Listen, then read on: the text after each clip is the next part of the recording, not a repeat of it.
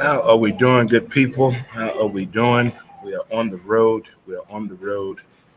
We are here at OutPost Coffee and Bricks, located at 4630 Lindell, here in the Central West End location. How's everyone doing this morning? As you know how I feel about that coffee and that morning routine, we have to do it, right? Got to get that coffee in us.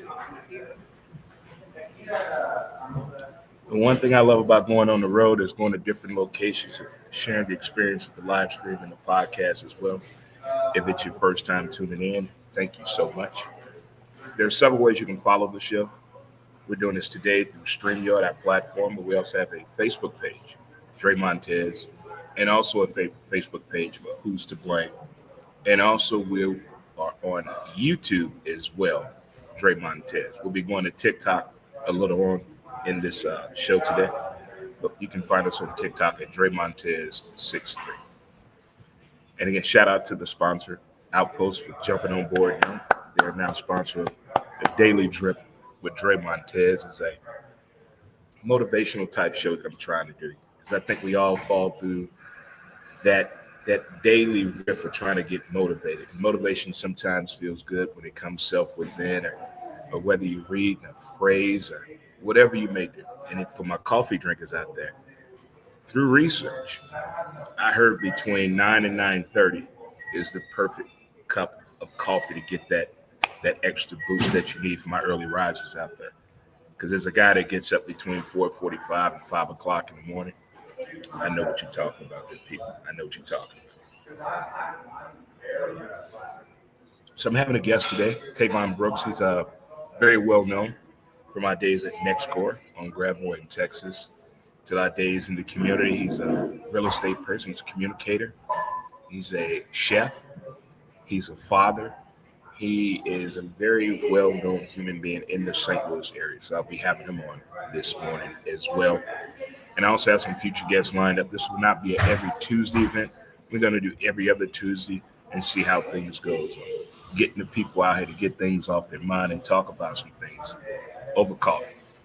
I think coffee brings out an interesting conversation with people, not just on political and religious things, but things that are going on in the community, in your household, at your job, financial, health-wise. Those are the things we need to get out there and talk more about. Not trying to tell you what to do, but just giving you information, whether it's parenting, everyday thing you're looking to do with your kid. That's another thing I noticed. Being 54 years old now, there are different ways that communication information is being put out there. But for sharing the information, I felt though that is a big jump. So many things for the stay-at-home parent, the homeschool child to do throughout the St. Louis and Illinois area. And I found out that the local news in the morning, they do a phenomenal job. If you watch Fox 2, 4, or 5, and 11, they give you some great information on things you can do by yourself or either with your child, a small child, middle school or high school. There's all kind of things to do during the week, and they have a great job of sharing that information. But it's like to call Talk That Thing Tuesday. Lots of things to talk about that are intriguing to me. As a person that utilizes public transportation due to the fact that I'm legally blind, I've just noticed something about public transportation. It's not what it used to be. It gets you there. It gets you there. The schedules, the connection. You can plan a trip 2 or 3 days in advance. That's the beauty of when it works. When it works. Now, doing inclement weather, hey, we're going to have some issues. And we went through our problem. I guess an employee shortage, but we're not the only city that's going through it.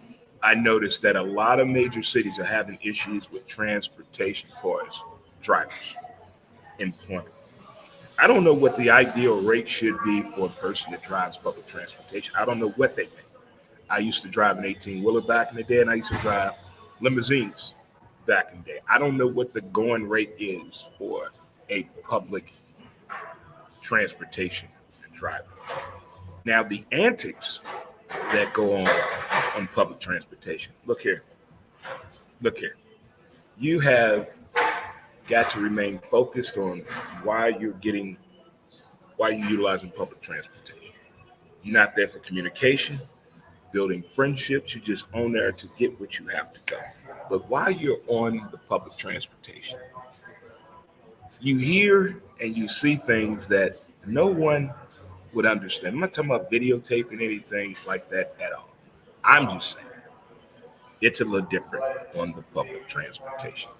Well, how you folks doing today? Again, it is Tuesday. I am here at OutPost Coffee and Bricks, located at 4630 Lindell in the Central West End. And as a person that grew up in this area, seeing how this neighborhood has changed, not just in the past 5 years, I'm gonna say the last 10 years, it has really, really transformed into something very, very interesting and neat to see.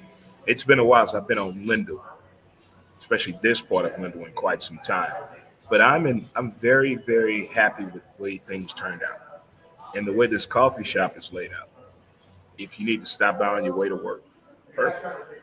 If you gotta finish up some notes, perfect. This is a think tank.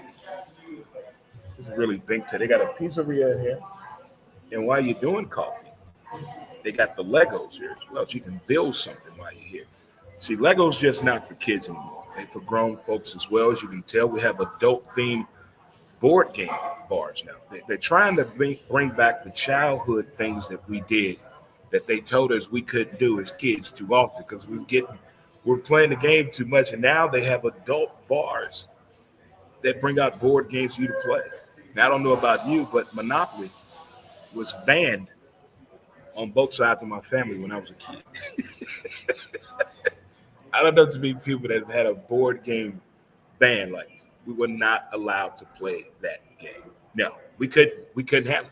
We really thought that money was real. We thought those houses were ours. We thought we were really going to jail. Why I got to pay $75 every time I land on parking? I mean, it was just things of that nature that went too far with us as kids back in the day. But I believe now I can handle playing Monopoly. I had Monopoly on the gaming console on PlayStation back in the day, if you remember. I had PlayStation and Family Feud. And that was fun to play with the old lady, wife number 3. That was fun to play with her. But now there's so many places to go to and play games, play cards, play checkers, chess, Legos. I think they want to relax us, put them on a calming fit. This coffee is good, by the way, Tim. Thank you. This coffee is out. Speaking of what they got going on today, they have a spice caramel apple, a spice caramel, depending on what part of the country you're raised in. They got pastries here. And they had sandwiches for you, Monday through Thursday, 6 a.m. to 2 p.m. And today, Tim, the manager, and Helena will be here today to serve your coffee and morning needs to give you what you want. I remember back in the day of when I first got hooked on coffee. I thought it was when I first joined the military, but it was not. It was when I became a truck driver. Because in the driver room, you got everything you need to get you going for the day. You got your microwave, and you have 4 coffee makers right there. That's all you need as a truck driver back in the day. Back in the day, that's what you had. And it kind of reminds me of those days. That's when I became really hooked on coffee. And then it takes a downward spiral. But now coffee is everywhere you go, anywhere you can think of it. Now, I went to that famous place everybody go to. I was confused. I don't know how people order coffee there. I mean, if it takes me a long time to read and figure out the menu, I can't do it. I'm pretty simple. Drink, give me a little cream in there, and let's go. Now, I have drifted off on the other side and tried different variations of coffee, but you got to go what works for you. Are you a drip? Are you a latte? Are you a mocha? Are you a cold coffee? What is your coffee that gets you through the day? I've spent some time with a few coffee drinkers, and there's some serious coffee drinkers out here and in the St. Louis and surrounding area. Now, as I mentioned to you guys before, I try to bring sponsors to you guys that I think you will utilize. I mean, who wouldn't like a good place to go grab some coffee? Whether you're out on a meeting on this side of town, what if you end up in Central West End? Hey, let me go to OutPost Coffee and Bricks. Let me go there. I've done it from restaurants for you, from Belleville to downtown St. Louis to the Soulard area in South City. All the sponsors that I post and share throughout the live stream and podcast is for you guys. I'm bringing things to you I think we could utilize in our everyday travels as well. And what else we're going to talk about today in Coffees and Conversations? That fork in the road. I think that's an everyday thing. I think we all have to deal with that every day, that fork in the road mentality type of thinking. You know, you go left, you go straight, you go right. I think that's every day. I don't think it just happens when you get to that certain point in your life. I think there's a fork in the road type of mentality every day. And if you choose the right path every day, I think things turn out a whole lot better for us when we choose the right path that is fit for us. Not what other people try to tell you. Because at some point you get tired of people trying to tell you what to do or show you how to do it or give you overbearing advice. At some point you want to say, hey, I appreciate what you're saying and what you're doing, but it's time at 40 years old. Let me figure this out. I think we need to do a reverse. We need to talk more to these kids in 5th grade on up. When we were in school, we had more people coming back to the schools that graduated from the school, that was in college, that was in the military, that had a career job, that was in a trade. They came back to the school to talk to the kids. They went back to where they came from. And you resonated with these people because you could see yourself in them. Okay, not a career day when the schools and the jobs and the military came to your school trying to recruit you that way. No, I'm talking about genuine people that the teachers remember. Some of your older siblings and cousins remember. Oh, okay, I remember James Henderson. Okay, he's a good dude. And he comes back to the school and talk to you. And you feel as though, okay, if they can do that, I can do the same thing as well. Sometimes it's that easy. Sometimes it has a few obstacles at hand. It depends on the situation. It's all up to you. It really is. What's going on, my man? How we doing? I do Tavon Brooks in the building. You can grab a squat here if you want to grab you something to drink. Go ahead. Hey, Sheila, how you doing? Nice to meet you. Very nice to meet you. Good as well. Good to see you, man. Good to see you. Get you on in the building here, my man. Get you on in the building. Oh, man, look at you. Look at you. Hey, this is a blessing today. Somebody got to do it, man. Somebody has got to do it for sure, man. But how have you been, sir? Ray, life has been what you make it. Interesting, little sauce on the side, but, it's good, man. I don't think there's no blueprint to life. Man. Once you get to a certain point, I think it's really up to what we've learned, what we've heard, and what we've seen to put it all together. I mean, it's no easy task, but you can ask anybody from your parents on up. It's no easy task, but some people make it look easy, engaging, or you just want to find out how do you make it look that way. And from what you do, from real estate, the way you cook, the way you mentor your child, and the way you're involved in the community, I'm very proud to call you a great human friend of mine. Proud of you, bro. Right. Yeah. It touched my heart. That is, man. Tell the folks who you are. Some folks think it's, like I said, it's easy, but it really isn't. Some folks who don't want to understand that it's easy want to throw the shade on you that you're not doing anything. Oh, man. You know how it goes. You still doing your little old podcast? Oh, my God. I love when people say that. I love it. I love it. Yes, and you still at your miserable job. Yeah, they will see you like in the spot like this. They would think that, success is supposed to be high rising, servers, cars, but that ain't success, man. What makes you happy to me is if you're happy doing it, that's success. Yeah, that is. That's success to me. Success is what you make. It's not what other people try to put on you. It's like what we do with the people in the TV, the fictitious people that we would never meet. Never meet. We want to tell them how to spend their money, who to date, who to marry, what to live at, what they should do. But it's their life. Yeah. And then we get mad, get caught up in our own feelings, and people that will never know us. They may know your screen name, but they don't know you as an individual. They see you looking good on the camera, all made up, but they don't know your life is a sham worse than theirs. They have no. Then they read an article another month later. He committed suicide because he was bankrupt. And here it is. We dealing with, the average person 25, 35 a year, managing that, making it work. If he's doing a good job and happy, he's successful. But here it is, you make $1 million, you lose 10% of that, you don't know how to live your life no more. I tell you what, when I was younger, I was really focused on the financial. I thought money really made you happy. I really did think. I thought money, monetary things, superficial things, really, really made you happy, and they don't. They don't. You're searching for something you don't know. You're trying to obtain something and grab a hold of something that you cannot understand. What was that? The young lady asked Marlon Wayans, what are you chasing or what are you running from? Mm, That's deep, isn't it? that's deep. That's deep because I hear so many people saying get in the bag. What is that? Getting the bag to today's generation, what they going to do when they get the bag? No plan. Because the children right now I'm working with in the community, they get in the bag. They spend money, but what you gonna do with it? Right. So when I meet them, I tell them, I kind of share, why don't you invest in real estate? Buy up the block. You know what I'm saying? All the songs you're listening to now. Why don't you do what the song say? You don't do nothing what the song say, but you're gonna blast the song. Song say go buy up the block, buy your mother a house, Every hip hop artist that has had legal problems, that had money, the way they showed it to us, every folk hero, legend, drug dealer in every neighborhood has all said the same thing. They wish they would have been smarter with their money. None of them bought a thing.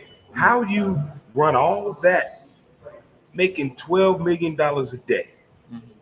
$12 million a day, but you have nothing in ownership. How does that? Nothing. But the kids here in the neighborhood, that's what I want to be like. Man, I want to be like that. man, got 6, 7 cars, depreciating every day. So I don't. Go and then go rent their rims. No. What the young man do? What he say? So allegedly, I don't know anybody but allegedly, this is the urban legend rumor that's going on. That if you keep your mouth shut and you go to prison and you come out, they got money for you. And you so a lot of the kids are holding information in because they know when they get out, they're gonna get some money. So they said 10, 15. I know guys said 25 years. Yeah. He got out. He got $10,000. He got out. So you have kids with that mentality. Well, if I go in here for 10 years, I come out, I got some bread. What? Be like Bernie Mac said, y'all, I tried to call you last night, but the phone was busy. I ain't no snitch, but I ain't gonna be sitting in prison for no 10 years. I'm not putting myself in any situation to be in that where it's affecting myself, my well-being, my family, any of that. It's to that point. It is really to that point. And I was saying right before you walked in, remember how people that went to high school, whether it was elementary, middle school, or high school, they came back to talk. They wasn't super grown. Right. Like the grade school dude came back when he was in high school to show everybody, I'm on my way to college. Right. The middle school dude came back. He's about to graduate from college. The high school dude comes back. He's graduated college. He's going into a career. He's in the trades. He or she are in these fields. But these are people that went to the school, that was in the public school, the magnet school. These are people that the teachers knew. Some of the kids knew. Now, I don't hear anybody doing it anymore. Yeah. Are you allowed to even go back to your school and talk to these kids? Whether you're on the path where everybody thinks you checked all the boxes. Well, I finished school. I didn't miss any school. I made the honor roll. I got involved in this activity. But what about the kids that are not doing that, but still turned out to be doing something good? How do we combat that? That's a good question. That's a great question, given the fact now schools have changed so much. It's even challenging to get into the schools. And most of the principals that I've encountered in St. Louis City, in the city, are afraid of the students in the school. But you can't do anything. You can't do nothing. You can't even break up a fight in school because you get charged with assault. Can't do nothing. can't do nothing. They literally have their hands tied behind their back as educators. These are probably the youngest principals I've ever seen in my life. I was never in school and had a teacher, a principal, 28, 32 years old.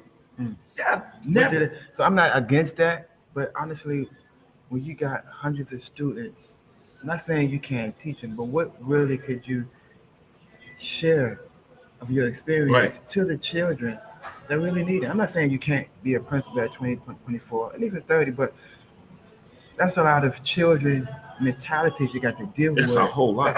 That's energy, that's family, you're dealing with the parents, you're dealing with the community, you're dealing with resources, you're dealing with, it's a whole lot. And it's like, I feel like a principal, you need to have earned that by showing.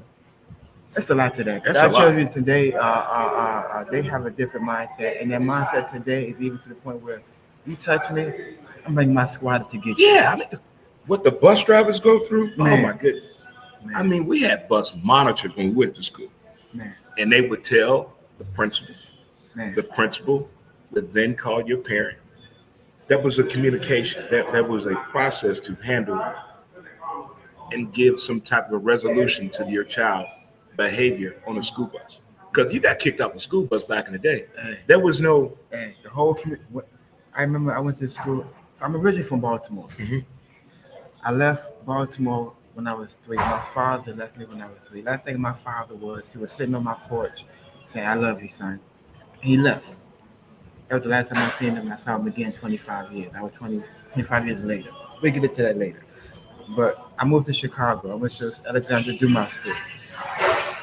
When I got in trouble on the school bus once because I had snatched a chicken McNugget from my friend, and I remember because it was so hot it burnt my hand. The school bus got me, tore my behind up. When I got into school, the teacher got me, the principal got me, the school gym teacher got me. Then when I got home, the whole community got me. Then my mother got me. And I said I would never snack. I became vegan after that, actually. I'm a vegan now for like 40. I've been vegan 44 years now because of that, but because I was like, I ain't gonna never touch the chicken. Oh man! Again, but just the fact of how the community was involved in your life, the community was involved, the school was involved, everybody was involved, and even after I got whooped, I went to the penny candy store on the corner, and they still gave me candy.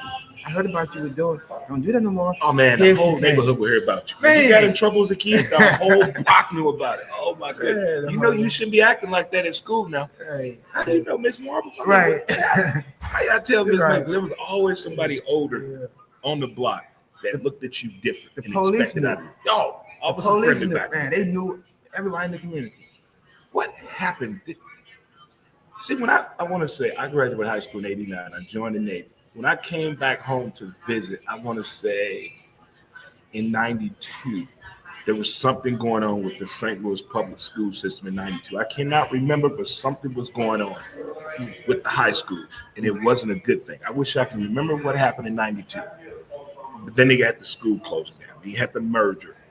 And then as recently as the tornado situation, we lose 5 schools? No. How many schools did we lose? 36. 36 schools. Yes. We losing 36 schools potentially closing. Thank you. And that's crazy. Wow. To me, that's crazy. I ran for the school board, and I feel like there was no other plan. Yeah. We didn't have any other plan to save these schools. Now, I understand saving economics. I understand, bringing everything together to make it work. I do. But you tell me we got a whole community. We couldn't come up with a better idea. Like you right now, we could have made a podcast, and we could have gave it to the other community vendors in the community that wanted to utilize it. We could have made brought the resource that the community actually need and put them in the school so they don't have to leave the school. Now they're closing the schools down. It's tough. Converting them to luxury homes. I mean, I went to Sumner High School. I don't know what the hell going on over there. I go to the homecoming. How we have a homecoming, we have a football team. But I go every year like we do. Yeah, how are we going to close Sumner? Even think about closing Sumner when that's a historical statement in the city. What? It shouldn't even come up on the. It shouldn't even came up. Whoever brought that up, see, I don't have a kid in school. No one. I don't even think I have a family member in the St. Louis public school system. So if you're not invested with a child, how dare you come and speak about children? You don't even have anybody. So I can see how that rebuttal could go. But people get offended when they don't have children. Right. And it's just like they know how to raise children. Right. And you may know something, but you really don't know if you haven't really had a child that you're working with. Because it's a whole lot of parts that you don't know why parents want to throw their hands up. And especially now, when you don't have the resources from the state, the city, the government, the school, you're on your own trying to make it work. It's hard. I've been in my son's life for 16 years now. He is growing, man. Man. He is growing, man.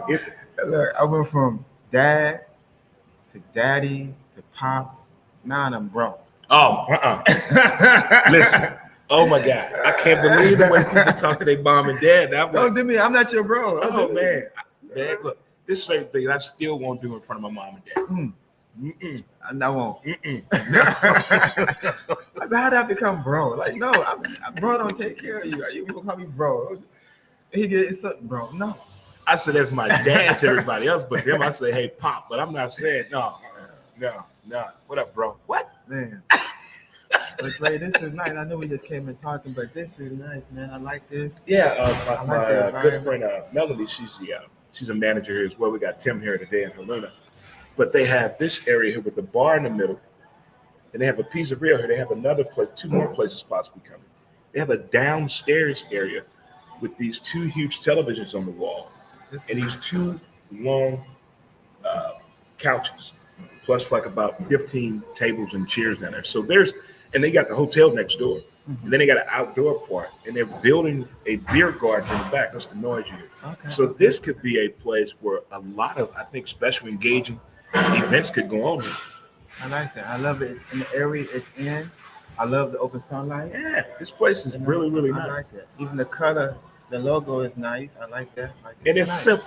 It's simple. You know, even the coffee is good. Yeah, most coffee places, man, it's too much on the board. Mm-hmm. I can't deal with all that. Yeah. I keep it real simple. Yeah. Drip, some cream. I get into all that. It's going to be a difficult time. You know, we have to appreciate the innovation of life, you know, the creativity. But I get you when it comes to just being simple. And I think the simple life, simplicity is what we've kind of gotten away from. It takes you a while to get there. It does. You have to go through the forest to appreciate the simple stuff. Oh, man. And I get you on that. That's what got me with the idea of talking to people on my podcast. I want to hear what made you do this? What decided you to do? You didn't go the typical way of doing this, but look at you now. Yeah. If you would have went the route everybody else take, you know, it's just not for everybody to take the same route. You got to find your own path to get you your happiness and your level of success. Stop taking too much into what people say about you. You can take on constructive criticism, but damn it, man. But I think society has made it so.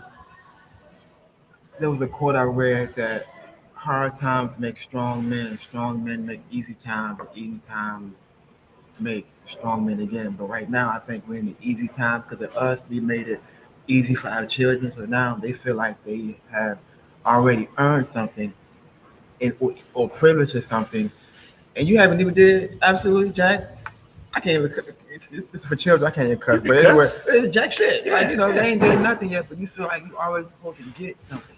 No, you got to put the work in. You got to walk to school. We had to walk to school in the snow.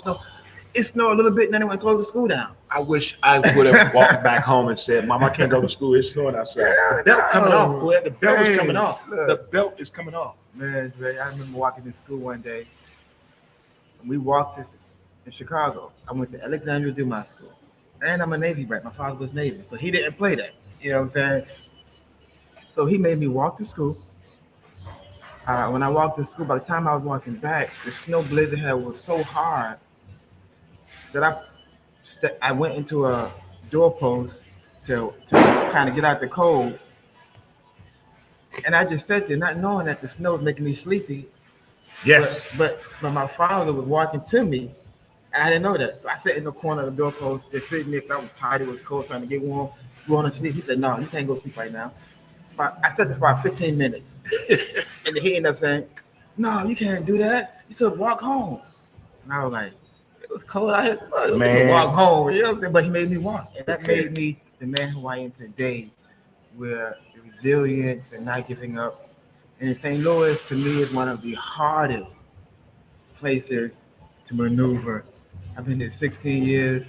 I've been here 16. The child's good. Thank you, sir. Oh yeah. So I've been here 16 years with my son, and living in Israel, it was heaven. I forgot you lived in Israel. It was heaven. I had no problem. I was telling my lady here, which is her birthday today, Sheila. Happy birthday to you, Sheila. Happy birthday, Sheila. She's 55 years old. Double nipple in the building. You go, girl. You go, girl. 55 together. I'm next month. I'll be 55. No, it's in the 55. I ain't mess with her. But you know, living in Israel, it's just the whole mentality, how life is. When I came to St. Louis, everything I experienced that I heard about on the movies or the news, the child support, the police, the relationship problems, the drive-bys, this, that, I experienced within my 15 years here, and it was like, for you to be able to live here and enjoy your life and be happy, you got to be a strong individual, a strong-minded individual. And I think the beginning of life, what is invested in us from our parents, is important. I had a two-family household. My mother and father lived in the house. Mm-hmm. My father went out to work. My mother cooked the food, cleaned. She went out to work if she wanted to, but she didn't have to. But we had a home-cooked meal every night. We sat at the table and ate dinner almost every night. But the weekend we had to. No question about it. Friday night we eat all together. Saturday night we eat all together. Mm-hmm. Weekday, maybe not. But the kitchen was clean before we went to bed. I had to clean the kitchen up. It wasn't clean, my father coming in with the extension cord, beating my behind to get up. The trash was taken out. It was a different old mindset. Today, you can't look at your child crazy because they're going to report you and now they're going to come and arrest you. Yeah, and the way they talk to their kid and the kid talk to the parent, I don't like that banter. I'm not saying I expect everybody to talk to their parents like in 1960, 70, 80, but there has to be some correlation of some type of respect from somebody in the household. Yeah. Because that kid is going to go out and talk the same way to other people, same grown people that look like you, may not look like you. And then that's on you. I can't believe my child acting that way. Because we heard this all the time. Don't go out of this house embarrassing me. Don't go out of this house embarrassing me. And more people said that to themselves between the ages of 18 and 25. Just look in that mirror and tell yourself that every day. Do not go out of this house embarrassing myself. And I think, what was that? In July, when I went to the LHON conference down at the Embassy Suites Hotel. LHON, what is that? It's Leber's hereditary optical neuropathy. It's the eye condition that I have. I'm legally blind. Going to that, for the first time ever, I was around a group of people that it's okay for them to say, I know what you're going through. Because we all had the same thing. But I'm hearing these stories. There's a guy that was an author. There's a guy that goes hiking and backpacking in different countries that has my same condition. And, I was in a box because I didn't know that much information about what I had. But going to this conference really has opened up the world to me in more ways than one. I thought I had limitations on trying to get a van and travel around the U.S. and meet interested and do my show. I can't let the vision stop me. I'm still going to do it. It may take some time, but I'm still going to do that because I think that's something I need to do and I want to do and I should do. Put that thing on the road. I wanted to do that when I was playing ball, but I couldn't. You was a baller? When I used to play softball competitively, not that type of ball. I didn't know that. But you're all a sports person. I can understand that. No. I don't have that. I get paranoid watching drug movies. Wow.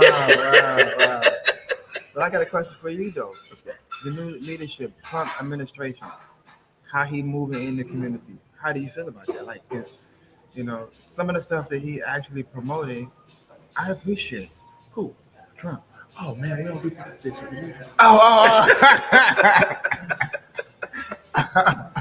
Trying to get people to drink coffee, not to spit it out. I'm gonna stick to that one. I got you. I'm gonna leave it at that. Listen, it's you're not the only one. I have a few people trying to push me to Dre. You have to. I'm like, but that's not me. I got it. Yeah. That's not me. Yeah, That's not me. Yeah, that's not me. Not Not me at all. Not me. I keep my third eye open. I get what you're saying. My thing is here. We know what's going on in St. Louis. We know what happened from the ice storm to the tornado to the trash situation that we're at now. But we're not the only city going through this.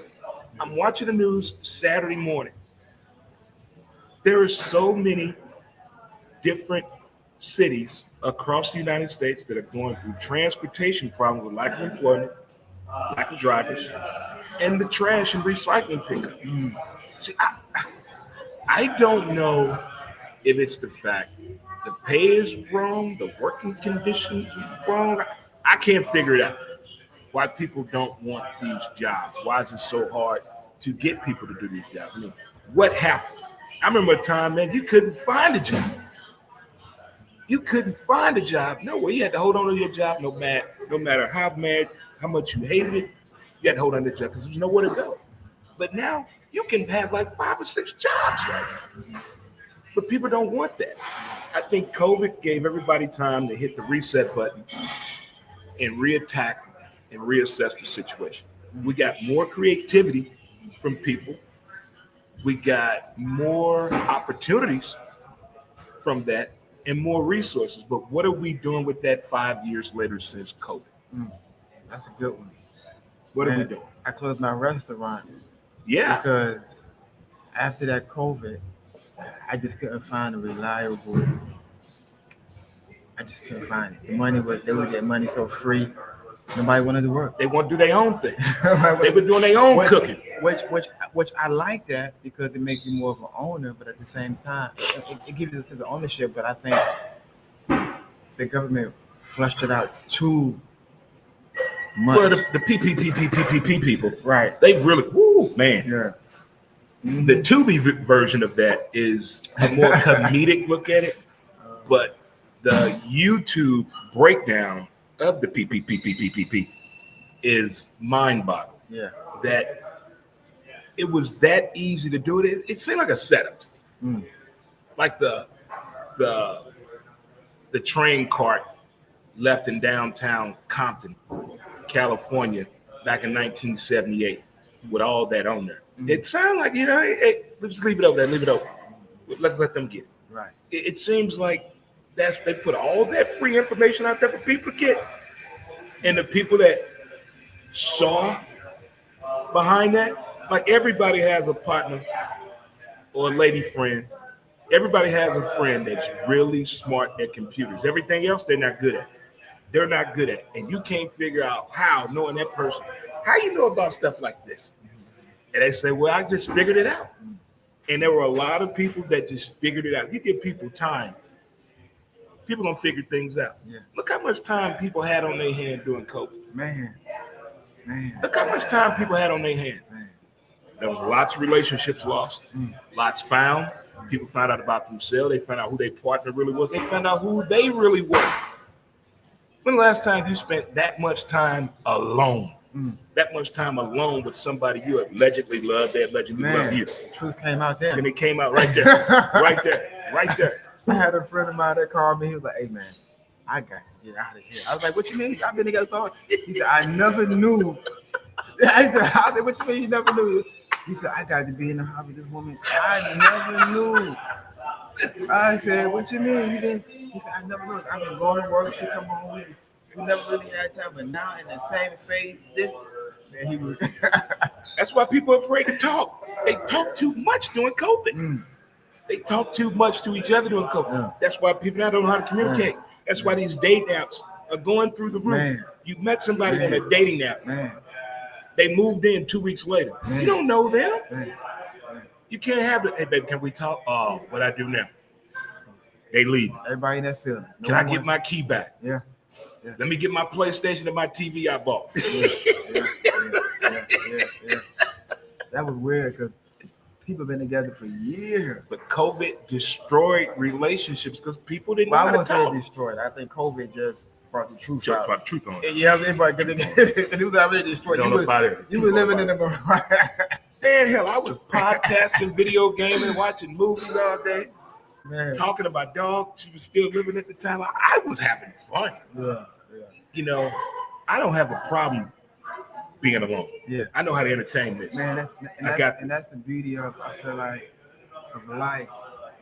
If you learn how to be alone by yourself, a lot of stuff don't bother you. You ain't ticked off about a lot. And it's funny because the girl I'm dating now, she trying to understand why is it you're not moved when I emotionally react. Right? Because that don't bother me. Right. You got the emotional problem. That happened to you. Right. That's why I say, tell me about your day. Right. I didn't say, tell me about your day, how it's going to affect me. No, we're not doing that. No. Yeah, and I think also me being traveling throughout the world, I've been to some places. It kind of, I appreciate every journey I go through. I appreciate my day-to-day right now. I appreciate the moments right now like this. I appreciate the moments where you're starting a business and you don't have everything. I remember we started in Next Court. Yeah. Next Court. It's like, I didn't know nothing about Jim and business. Larry, what's up? Yeah, I ain't know nothing. I just knew I wanted to own my own. I didn't want to be told by somebody what to do. And I failed, did it again, and here I am today. About to fail tomorrow, I'm going to do it again tomorrow. Yeah. I'm selling my show. I like when people tell me no. No makes me go back to the drawing Hey, I board. love it.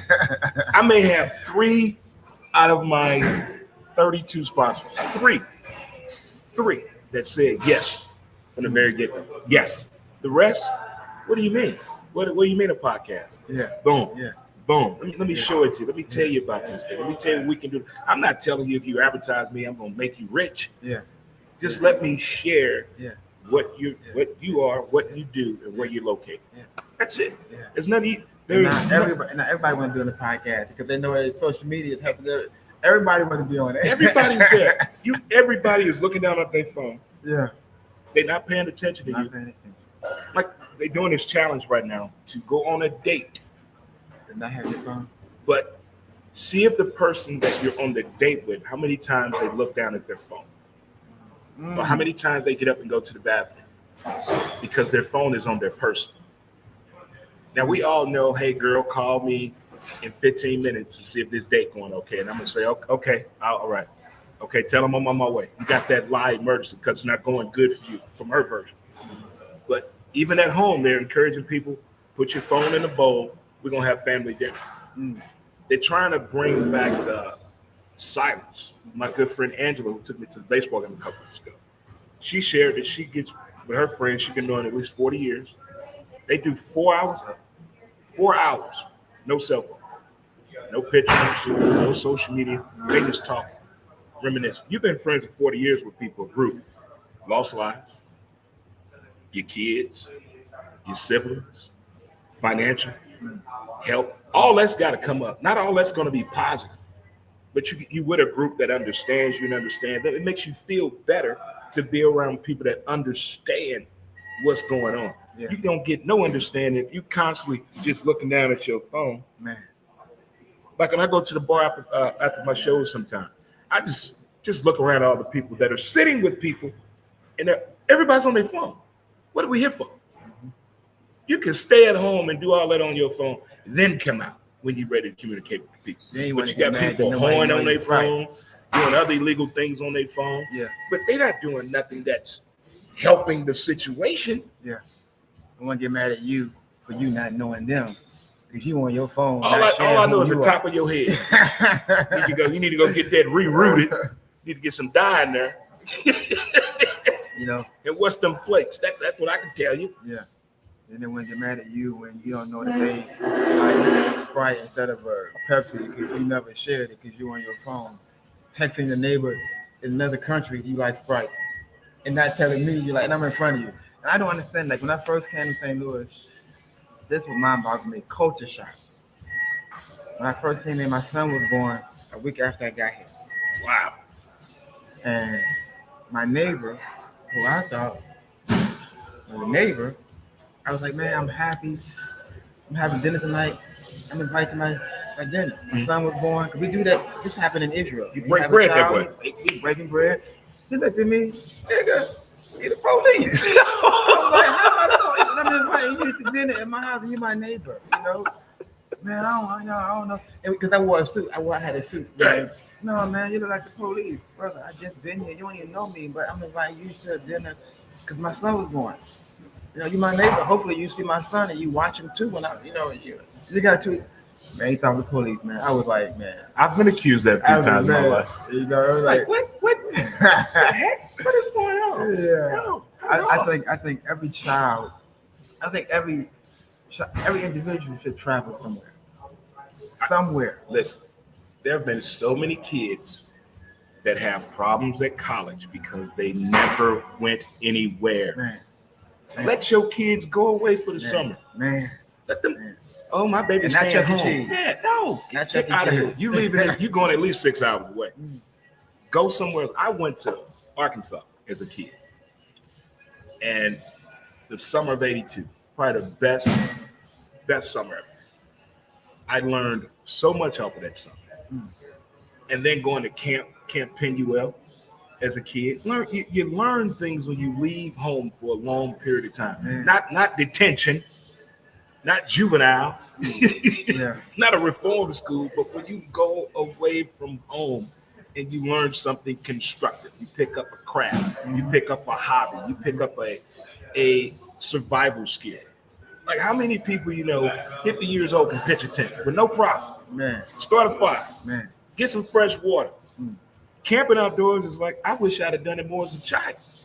They scared of the flies to fly around them. And I said, "Bug, Man, I'd sleep outdoors in a minute. I loved it. I'd sleep outdoors in a minute. That's one thing about Israel, when I was living in Israel, is that it's a military country. And everybody have a sense of women would change their attire and come home and cook a meal. And it won't bother nobody. I seen it happen. Like, or women will go help build something.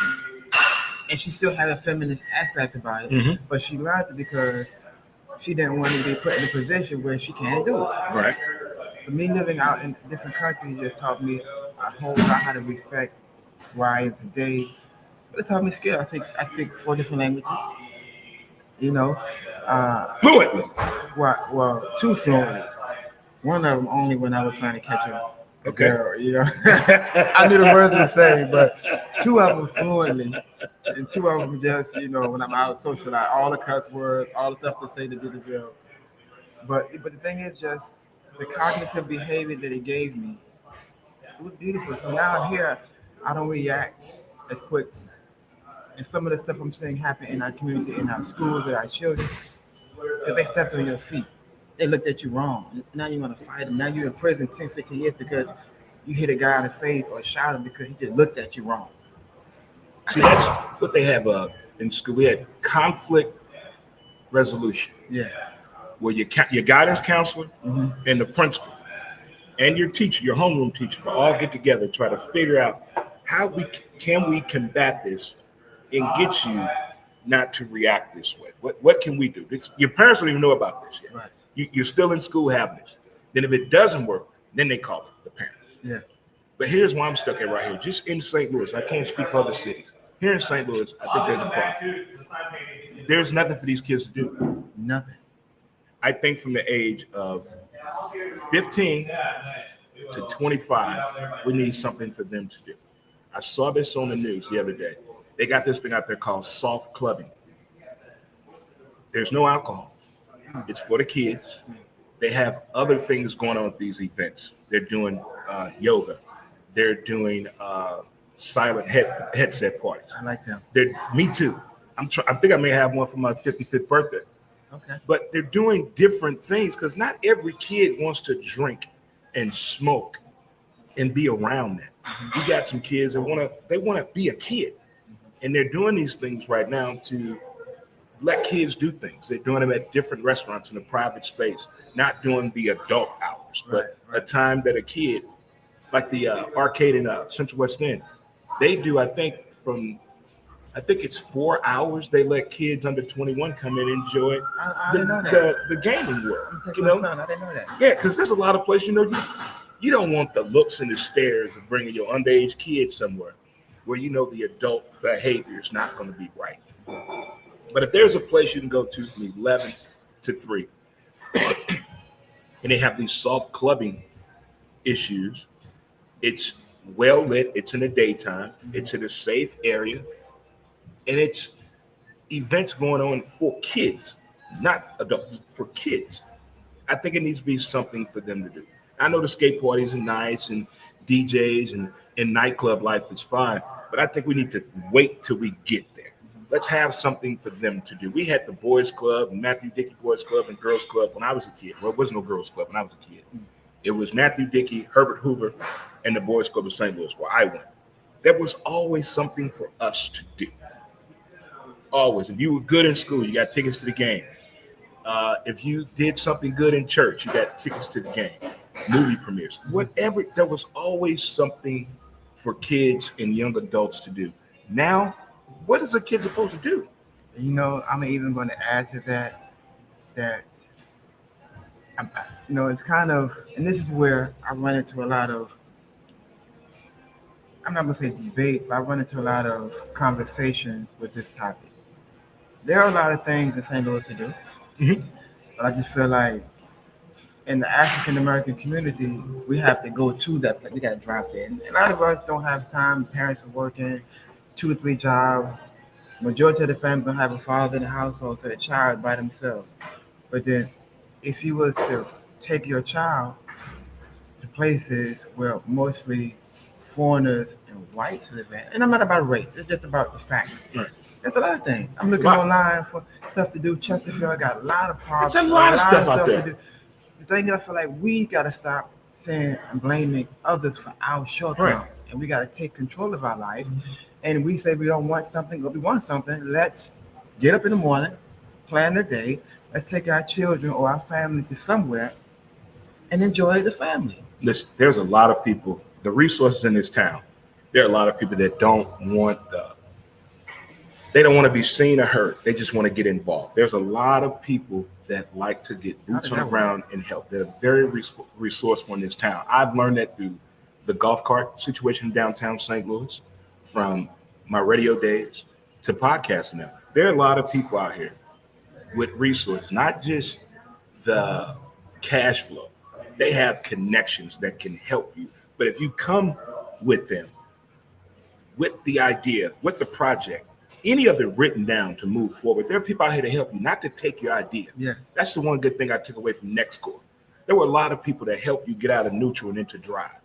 There are a lot of people stuck right now. Yeah. Beyond the fork in the road. When you stuck and you don't know what to do, it's nothing against you, but there's someone that can give you a little boost out there. Man. Not go in your pockets to take your idea, but to help you perpetuate this situation. Man, Dre, I give thanks to some people in my life. When I came to St. Louis, I had first time becoming homeless. That's something else, man. Oh my God.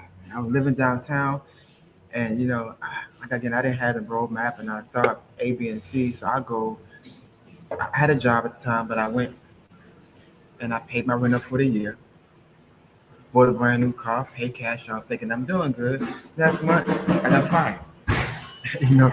And I was like, and I've never been in that position. And my son was with me. He was about 6 years old at the time. And I was like, what to do next? And I really didn't even press the issue. I'm thinking, okay, my rent paid, the car paid off, and I don't really need to do nothing. But it started to hit me, and I lost my house. I was so stressed out. I put an email out to folks I know, and a couple, a white elder couple, called me. Hey, Tavon, what's the deal? And I was like, I told them the truth. It's like, we ain't gonna give you the money. We're gonna give you something better. I was like, what better than you? I need money. Right. I don't need no. She said, but we're gonna teach you how not to get in a position again. If I give you money right now, how would you not be back in a position? Bingo. I was like, damn, I didn't think of that. So she took me to the bank. talked to the banker. Banker thought she was a lawyer. She wasn't even a lawyer. She was actually a house DJ and a classical piano artist that played music all over the world. I didn't even know that. Wow. Her husband was a BMW sports car racer that had his own mechanic racing. Now you know this. Their son had created the Google phone. I didn't know that they were really flushing in cash. Right. But he was like, no, we're not going to do that. You go to the house, it was a nice house, but it was a simple house. Right. But every day she would teach my son piano. She would talk to me about finances. She would help me with this. Eventually, I ended up getting back on my feet. Mm-hmm. We had a relationship. But what she taught me wasn't to just hand out, give you some money. She taught me, now I gotta start managing my money. I gotta start moving correctly. So now as I move to the city, I still got problems, but I don't react and move like I used to. I won't just go out and buy a car not knowing that the car depreciates. So I'm a real estate now because I'm more into long-term investment. Right. So again, the people that helped me when I was homeless taught me a whole lot, but I had to ask for help, and that was one thing I hated to do. Listen, Ask for help. men hate that more than anything. They won't go to the doctor. They won't ask for directions. They won't tell people they need help. Those are the three things that men, for sure, them right there. But you learn how to humble yourself when you're going through the storm and there's nobody there. Yeah. You're too old to ask your parents for money. Yeah. Or for help. I mean, they will, but you get to a point you're like, you know what? I got to figure this out on my own. Yeah. Let me figure this out on my own. Then when you figure it out on your own, you think you got it. Man. Here coming up. Man. Boom. Oh, you think you're strong now. You think you can walk up your chest down. Man. We're gonna humble you again. Yeah, get you again. And you're like, okay, you gotta shake it out. Then you go back, okay, all right. I think I got it now. But you ease out this time. You stroll into it. You don't stride, you stroll into it. Man. And it may be coming at you fast, but you can see it now. It's like tunnel vision, looking through a kaleidoscope, Man. but you can figure it out because it's for you. Not anybody else, but it's for you. And when people figure that out, because I think every life comes in messages and in fragments. Everything your grandparents, your older relatives told you, they were telling you what happened to them, not specifically, but be prepared for this. Yeah. It's more than an obstacle of life. It is the education of life. It's a teach back moment. When older people are telling the young something, we're not telling you what to do. Just telling you, hey, feeling all good right now, right? You got a job, you got your good lady, you got the dog that you want, everything right, ain't it? Wardrobe fresh. Just telling you, in 3 days, that could be gone. Man. What's your backup plan? Yeah. What is your backup plan? They tell everybody that's a good athlete in the hood, you got to have a backup plan. How many listen, Tavon? How many listen? How many from the hood actually listen to that? A lot. Well, you need to get your education, baby, now in case something go wrong. 60% of them don't. We can go talk to Booby Miles. He didn't Man. have a backup plan. That's a real life person. Not just in the movie. That's a real person that happened to. But everybody just think because my baby's shining in Pop Warner, he going to get me out this situation. You putting all that on a 6-year-old kid? How dare you? How dare you? But it happens everywhere. And then we see the end result. It's never the way you think it is. But the ones today moving forward that have kind of figured out about the community issues, their family upbringing, what they were taught about finance and investments, they're going out getting their own knowledge to help them understand it better. I mean, look how many athletes played ball for so long, didn't know they had a learning disability because everybody was so invested in their athletic ability for the program, for the school. Nobody was cared about you learning. And then, of course, you, the athlete, you don't want to tell them that you see everything backwards. You don't want to tell people that because they're going to think there's something wrong with you and they're going to point the finger at you and you're going to be laughed at or embarrassed because people still have feelings. But now I think at the younger athletes coming up now and some of these administrators and educators out there, they're noticing this. Hey, let's try this from a different approach. But back in the day, if you failed the test, you failed the test. Now they go back and investigate, why did you fail this test? Let's figure it out. What are you seeing? Are you seeing the letters and everything the same way as we think you are? I mean, what do you get? Some got to hear the lesson. Some got to have that that frontal contact. Learning comes in all different shapes and forms nowadays. Now that we have all this information and technology, but to the ones that are out there doing the thing and it still go wrong for them, you can't give up and Okay. try to reinvent the wheel. That's not gonna happen. Okay. It's not gonna happen. Right. So, what is your podcast? Is it still sports, or is it just in general? Well, Montez at midday that we do Monday, Wednesday, and Friday. That's more Mondays is a recap what happened on the weekend in sports. Wednesday is a little bit more midweek of the list of things that I see. Friday, let's get ready for the weekend. And I have a Saturday football show that I do with a young man out of Jacksonville, Florida, called College Football Breakdown. We do from 8 a.m. to 11. And then I just started a new show called Iceberg Coolers Concepts Presents Six Pack Saturday, where I do 6 games in a post-game show. And this here is a daily drip with Dre that's sponsored by OutPost Coffee and Bricks. So these are my 2 newest shows, and I have 2 more coming. So the main 3, Monday, Wednesday, Friday, that's all sports. And Saturday, that's all sports. When I come on location, I'm trying to have more conversations with people. If it evolves into sports, that's fine. But just no politics or religion. Just things like that. Not pointing the finger at nobody or trying to label things or people or situations, but just more being informative and aware of things that's going on. So for the record, me living in Israel, I have friends on both sides of the border. So, Wow. because I know I mentioned Israel, and sometimes when I mention Israel on the Harris Stowe radio, I immediately get phone calls. They call me immediately. Israel? Now talk about the Palestine. Like, hey, it wasn't even that kind of topic. You know what I'm saying? So I get you. So I have friends on both sides of the. I've eaten from the Arabs and I've eaten from the Israelis, Right. and they're all my friends. Are you still doing the Harris Stowe show? Yeah. What days is that? It's Tell on the people. Monday and Wednesday. So every Monday and Wednesday, we do the Mindful Mondays from 12 to 2 at Harris Stowe. And on Wednesday, they allow me now to do my own podcast, which it's going to be catered to fatherhood. Because I feel like my 16 years of raising my son, let me share this information because these sons and fathers need help. Man, it's so many single dads out here that are doing what they can. I never noticed it before. The older I get, I'm starting to notice a lot of single fathers out here. You know, back in the day, I knew a lot of single moms, but a majority of women I know now, they have kids, only have custody of their kids. Man, Dre, when I ran for the school board, I've learned so much about the family dynamic.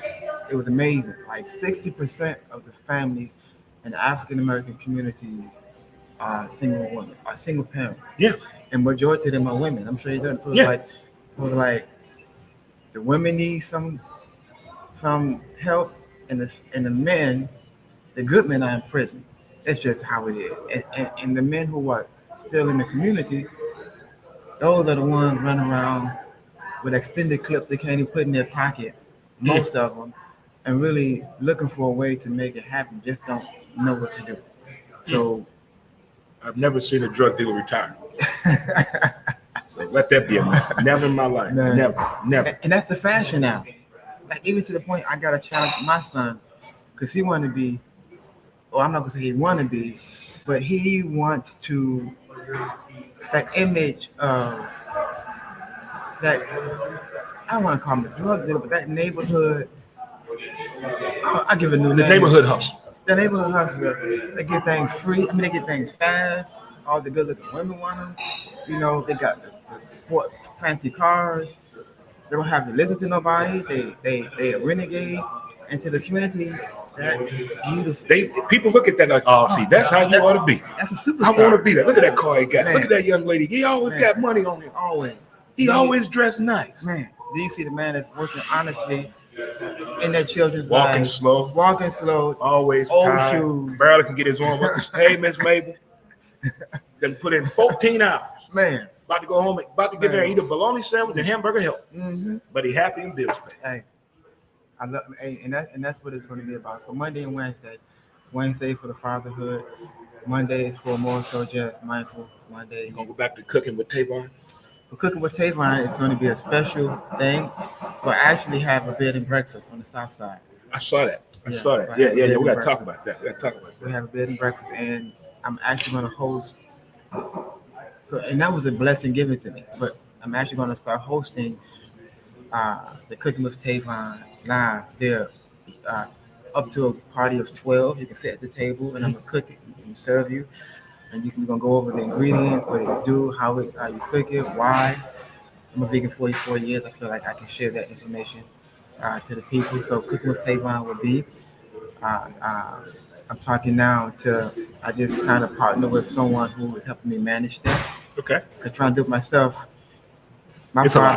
problem, my problem was I thought it was never perfect, so I didn't want to put it out. Overthinking the process. Man, We do it all the time. so I'm sitting there with hundreds of content. She's like, "Why you ain't putting it out?" Oh, I ain't looking right on there. I ain't doing right. She said, "Tavon, just push send." I had every excuse in the world not to start my podcast in the Oh, beginning. God. And this dude told me, he said, I got a microphone upstairs. Yeah. Other guy said, I got the program I can just upload on your laptop. Yeah, He said, so what's the problem? yeah. Excuses don't. Excuses, you know. When I played ball, I had a coach that paid our tournament fees, covered our hotels, covered our travel, paid the tournament fees, had uniforms. All you got to do is show up and play ball. What's the issue? What's the issue? When you take away the BS, what is the issue? Yeah. Like I was trying to start something to help the male 18 to 25 get on their feet. Mm. You get you a suit, but it's not that just one suit. That one suit is 5 suits. Haircut, apartment, rent paid for 6 months, and a used car. What's stopping?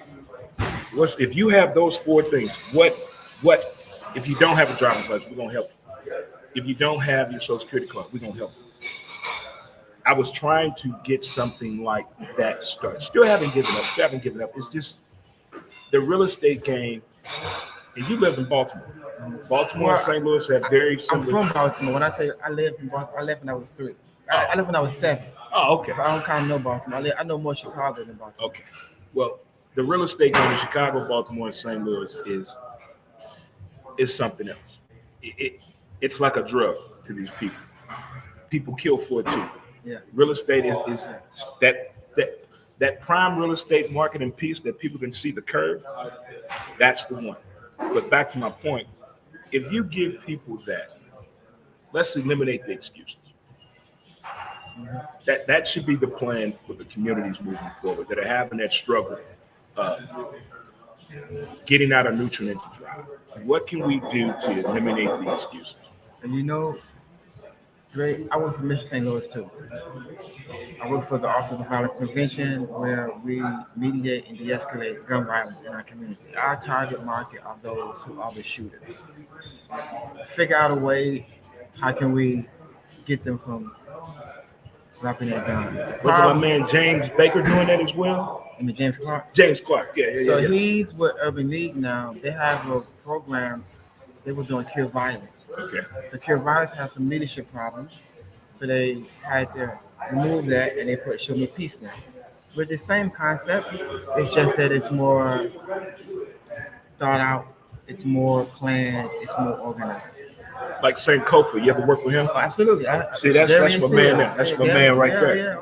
Yeah. Let's play ball with him. And what he has done, he has shared his life story of being in the game, being a part of violence, doing bad things to people, going to jail, going to prison, rehabilitating himself, getting a church, getting the things that the community and neighborhood needs.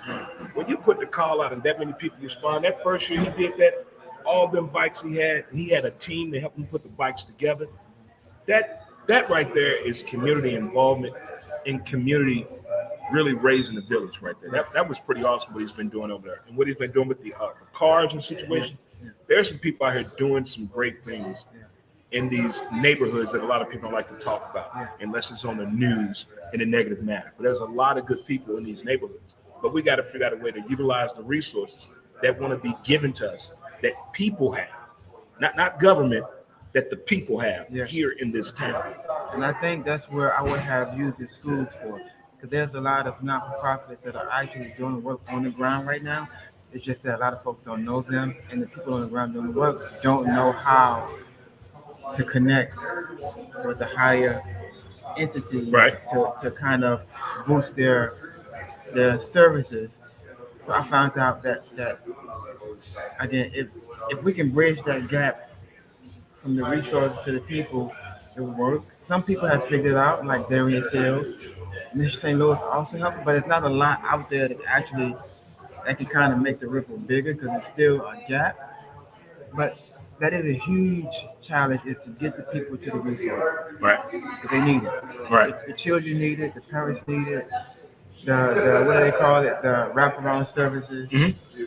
And I think now, given the fact that technology has even broadened stuff with AI, it's even easier to do it. Right.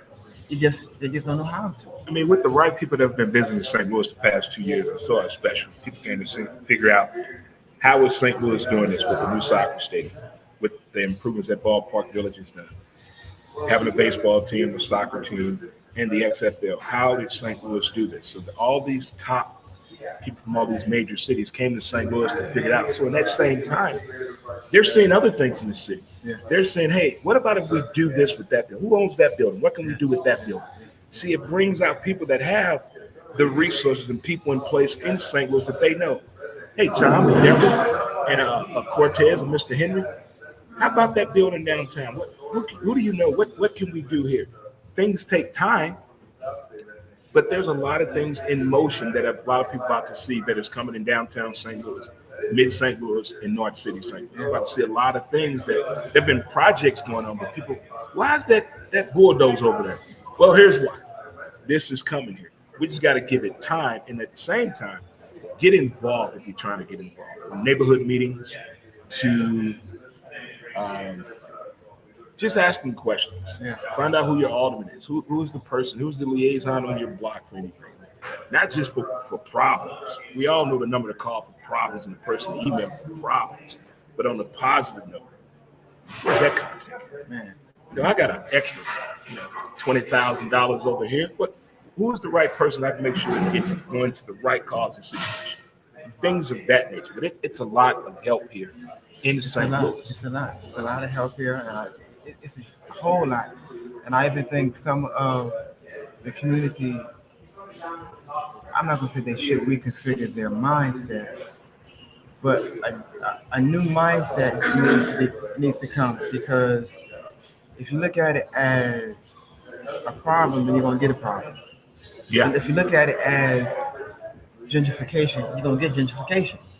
But if you look at it as a resource, help, can you imagine that if everyone in the North Side came together and focused on the resources that are there, their houses can get improved, their neighborhoods can get improved, and there won't be gentrification because you're now at a standard that the community want to see you thrive. Like, don't get me wrong, there are some that is on that tip of the races, but there are some that really want everybody to thrive, and I'm meeting them. But see, here's the thing. You're dealing with a lot of people that are older, and their experience with people trying to help has not turned out good. It turned out to be something other than this. They're trying to do something for themselves, and they have taken your property. People are afraid of help of people that they don't know because of the stories they have heard about the neighborhood. When people come in the neighborhood to help, you got to watch out now because they're trying to do this, they're trying to do that. I mean, who do you trust when people are just coming out, lending their resources to you, trying to get you to sign something, coming in your home to tell you about how they can help? But you're thinking they want something. They're going to take something. You have to be on your toes. I mean, there's a lot of people out here that are smart with technology and fooling you that they work for somebody or part of something. We hear fraud every time behind a disaster story. Every time we hear about fraud, and we're like, we got to protect yourself. Sometimes we're blocking out the people that can truly help us. Yeah. Because of the paranoia of somebody coming in and taking your grandparents home or your parents home that are not caught up on today's technology. You got folks talking real fast to them. They don't understand the technology of the smartphone. Just sign here and all this, and we'll be right back. And they're not right back. And we're like, hold on, wait a minute now. You said you could come and fix this. So it needs to be a better communication barrier when people are going in the neighborhoods that are not used to people coming in the neighborhood to help. It's a big thing. Like when they come in with neighborhood stabilization to clean up lots that everybody throw everything on. They're not used to seeing that many people that look like they're not from that neighborhood. So everybody gets suspicious. What y'all doing out here? We out here cleaning up. It's a lot of things like that going on that people just don't take the right way. So how do you, for me to take as a tool, how do you share with the community? Like in your case, a lot of folks up here are white, right? And I've encountered a lot of us who feel like they have to take from us. So how do you share that to the community that everyone ain't out to take from you? How do you do that? How do you I don't say Hmm. share, how do you empower or educate the people in the community that everybody ain't out to take from Share the information of positivity. you? Share the information of positivity. I mean, from the groups in Soulard that try to help out getting the homeless clothes, getting them a resume, getting them proper identification, getting them haircuts, getting them in right grooming situations to be presentable, to go get that job, to go in front of a landlord, to get an apartment, things of that nature. When you share the information, and they're also following up with some great stories behind it as well, some testimonials that are true with people giving you this is what I did. Now, it doesn't work for everybody, but for the people that follow the steps, yes, it takes time, but if you're willing to give it time, it works. Like in the homeless program, it takes time. They're not just going to find your house that fast. You got to do your part, and they're going to do their part. If you're honest with people, it works out better. When you open up, the possibilities are limitless. When you open yourself up to people, new ideas and new adventures.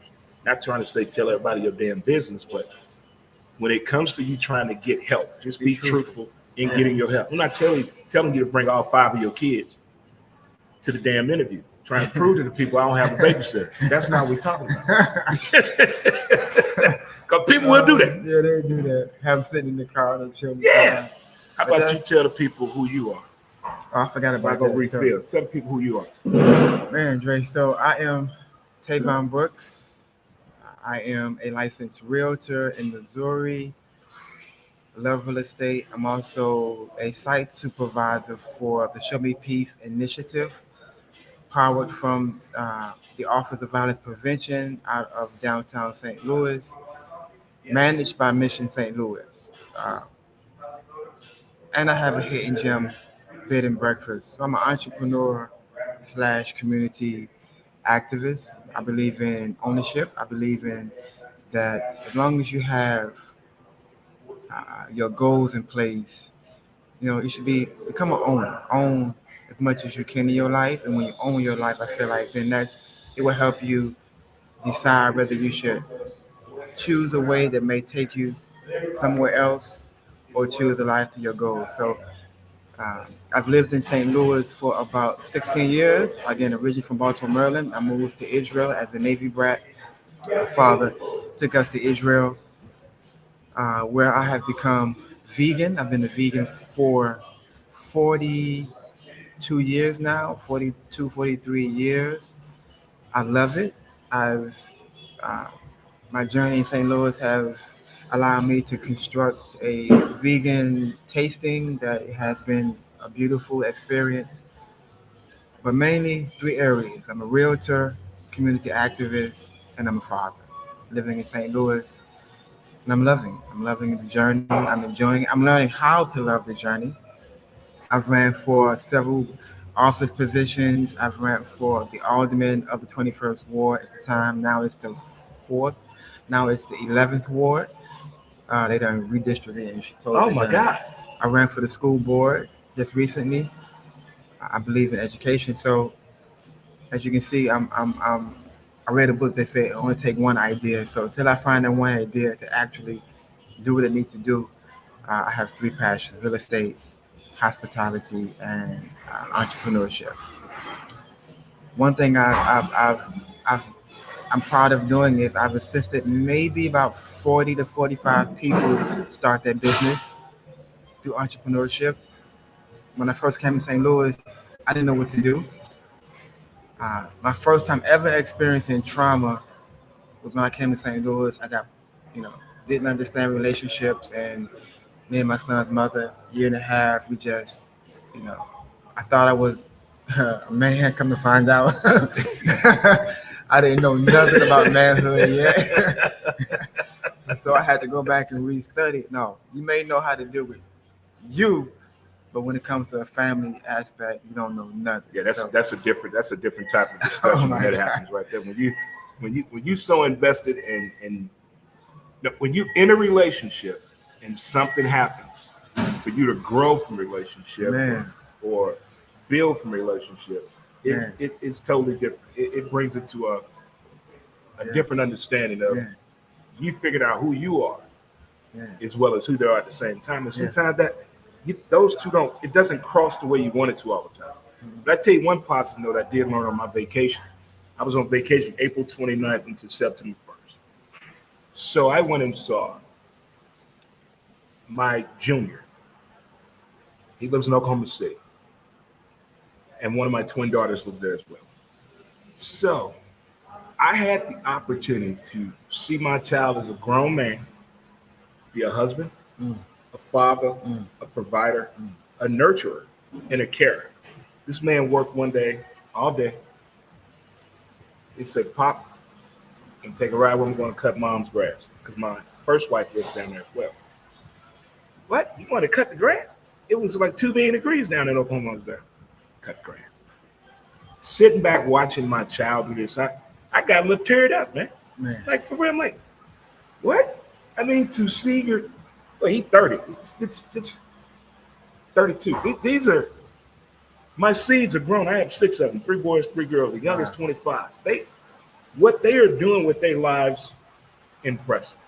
Just, but you still have that, that's my baby.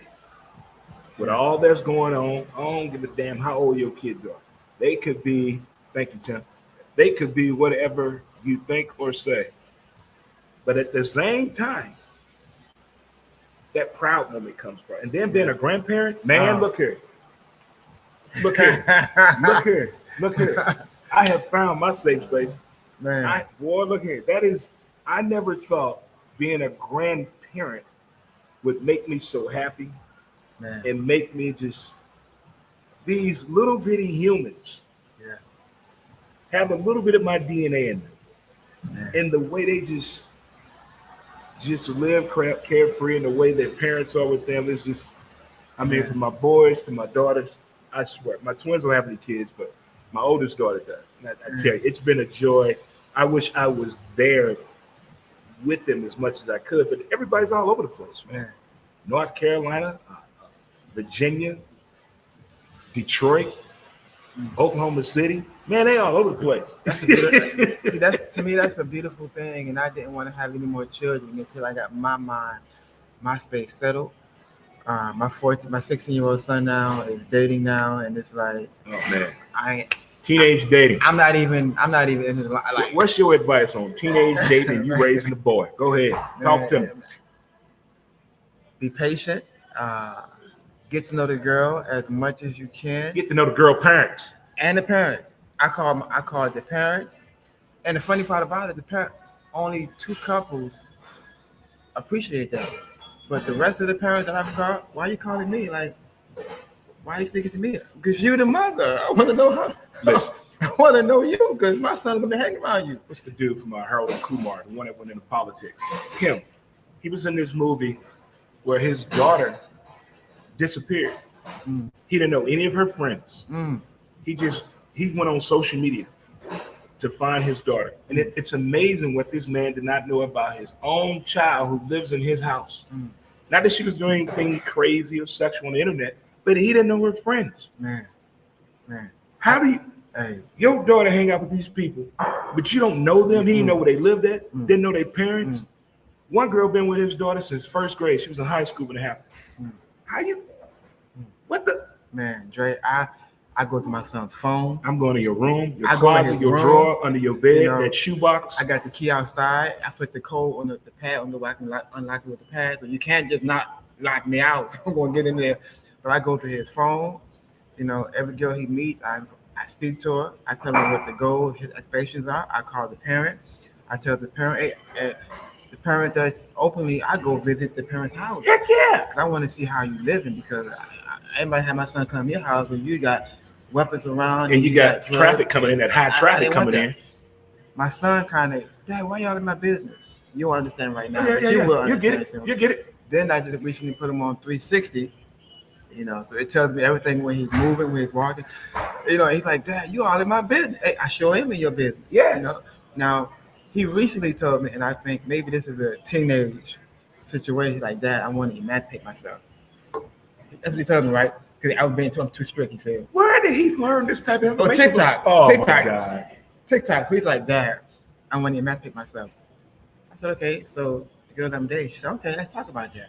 She said, so now when you emancipate yourself, you all on you. He's like, well, I can do that. I can do that. So he came in the house the other day. Dad, we eating dinner? I said, well, party emancipate yourself in. You got to cook your own food. Theo Huxtable treatment. They came home and they took all that furniture out of his room. So he had to pay rent. He thought not going to college is getting a job paying $8 an hour was going to make it all matter. Man, look here. Yeah, so he's like, my fatherhood, Dre, is, man, and it's still a challenge for me because some stuff I don't understand. But I know it touched me when me being hard on my son, he went to find a job and shaved up. So shaved up gave him a job. And I think, I went to visit him on the first day working. Mm-hmm. And I'm seeing him learning. And he know I had a restaurant. Yeah. But he didn't know. He's like, I want to be like you, Dad. So as I'm sitting there at the table watching him, he was at the table, and we're almost done, birthday lady. We're almost there. I'm watching him, and as he's moving, I'm saying he's moving just like me. He don't even know it. Man, I started to cry, Dre. I had to go get my glasses on. The same one to cry at the restaurant, see my son crying. The same thing happened to me, bro. Look, I went on the family reunion this year was in Chicago, outside Chicago. So my dad, my sister, my aunt, and my nephew, we all drove up. My dad was driving. And my dad and I have father-son conversation, all this, get deep one another. We talking. But my father and I were sharing a hotel room. I've never seen my father as a kid with his shirt on. Never. I don't know. It just wasn't a thing. I don't know. We shared a hotel. My father had a shirt on, and he has a tattoo. I was like, he get a tattoo. And then, this is the kicker. I'm still asleep. My dad is up with a cup of coffee, watching SportsCenter, talking to the TV. I do the same thing. I'm like, wow. Wow. I'm in the bed up under the cover crying. They say the apple don't fall from the tree. That apple didn't even hit the ground. Yeah. Man, it's just, I saw myself and my dad. And then the parenting thing, I don't think it ever stops. Man. My dad is 75. I don't think it stops. Man. My mom is what? 72?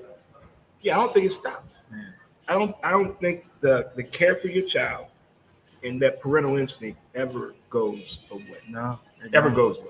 And I say trust it, believe in what you're doing, be patient. Sometimes I get emotional. Am I being too hard to my son? And I might want to back up.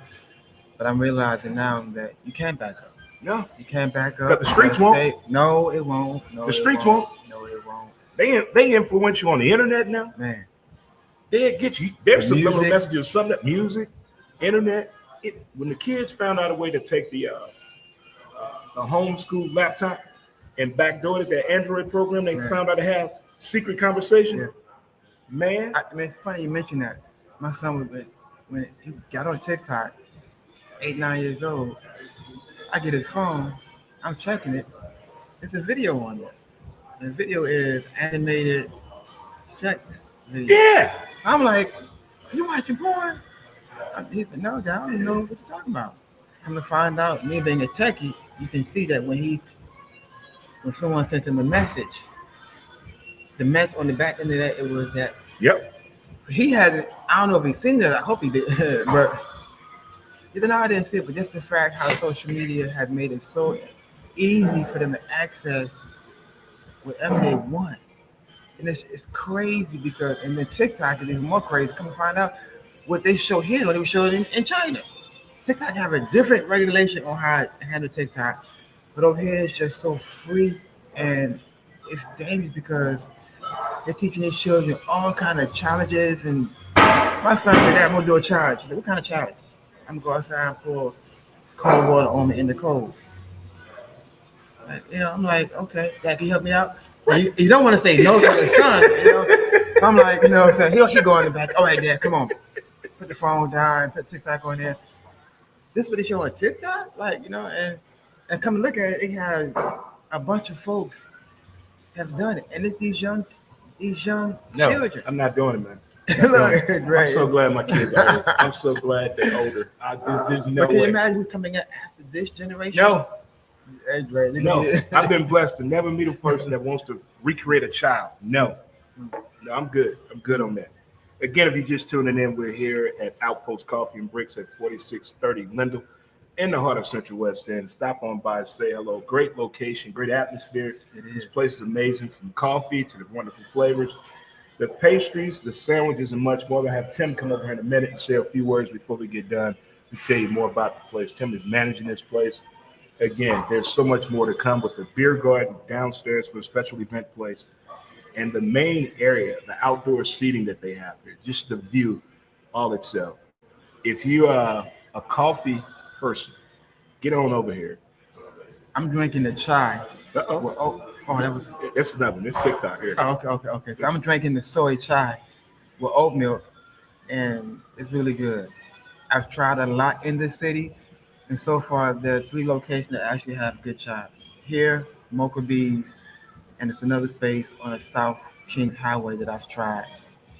Right there where the Burlington was at, in that little plaza. No, it's a little bit before right that. there in the hook.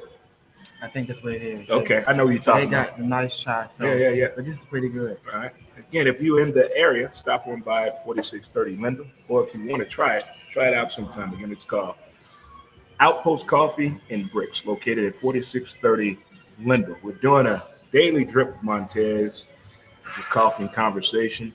Outpost Coffee is the title sponsor of this. We're going to come here every other Tuesday. We'll be here, not next Tuesday, but the following Tuesday. We'll be here from 9 to 11 again.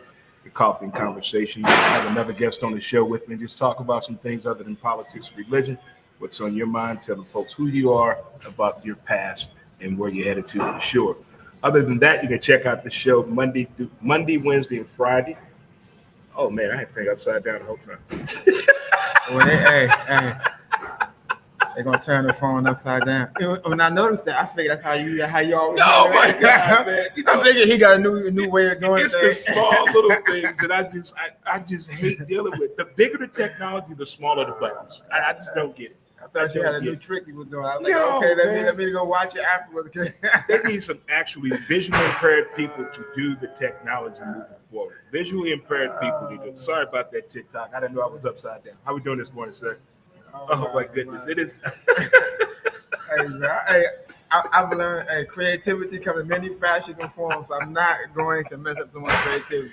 Listen, what's that? Mavis Staples' dad, he played the guitar upside down because he was self-taught. See? And it worked for him. Nobody knew that. Nobody. This man was playing the guitar upside down, and he was playing a gospel hymn. And Mavis tried to tell him.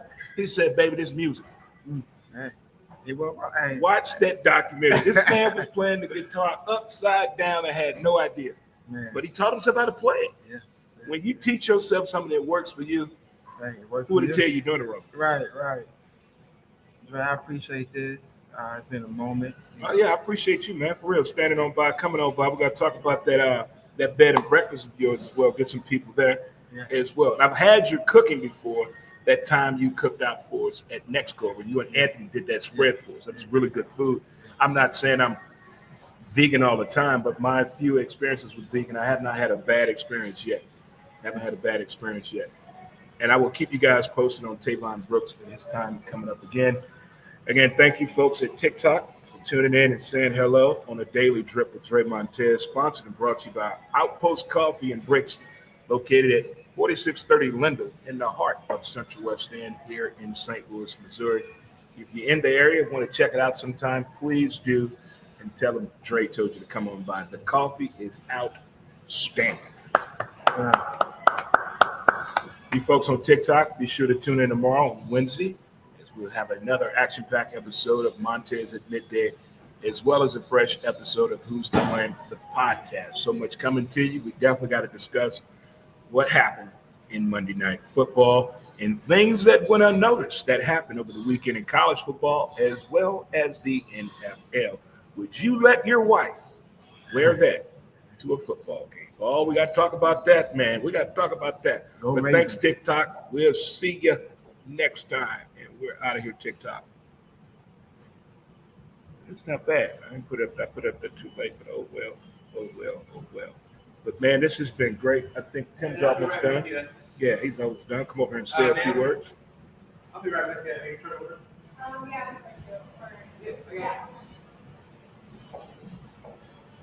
This is a nice area. I love the Yeah, light. come on back through here, people. This place is outstanding and fantastic. Tell you about some other people we have on the show as well. Don't forget to tune in on Mondays as we have it's time to move some furniture. It's time to move some furniture on Mondays. We have that presentation as well. It's our six-pack Saturday right there that we have brought to you by Iceberg Coolers and Concepts. We have going for you right there. This is the Iceberg Coolers. Right there. Yeah, buddy. Who else we got? There it is. Our furniture moving right there. Furniture moving Mondays right there. Because I know things happen in college football as well as Sunday football that people want to move some furniture. And if you're down at the Cardinal game, don't forget to check out some of that Major League jerky that you can find at Kilroy's as well. And in the Soulard area, don't forget to stop by Jack Nolan's. Jack got it going for you for sure over there. So many things to give to you and show to you as well. And as we already discussed, I told you guys yesterday that we have another location for Fairway Automotive. They're located 1171 Baptist Church Road. 11711 Baptist Church Road is their new location. And for my folks out there in the home buying service, check out there. Miss Sarah Duncan has you covered. Residential as well as commercial for sure. So all kind of things got you going here, folks. I try to bring it to you the way I think it should bring it to you. And if you're trying to do something creative tonight for your lady or your kids or your parents or even yourself, head on over to downtown Bell Vegas. It is date night at the Lincoln Movie Theater. The Lincoln Movie Theater was on CBS Sunday Morning 2 weeks ago for the Rocky Horror Picture Show for sure. And for all of your downtown transportation needs, don't forget St. Louis Golf Carts has you covered. Just give them a call and they'll pick you up for sure. And also on Morgan Ford, we have Tower Pub. Man, if you missed that pub crawl, I don't know what to tell you.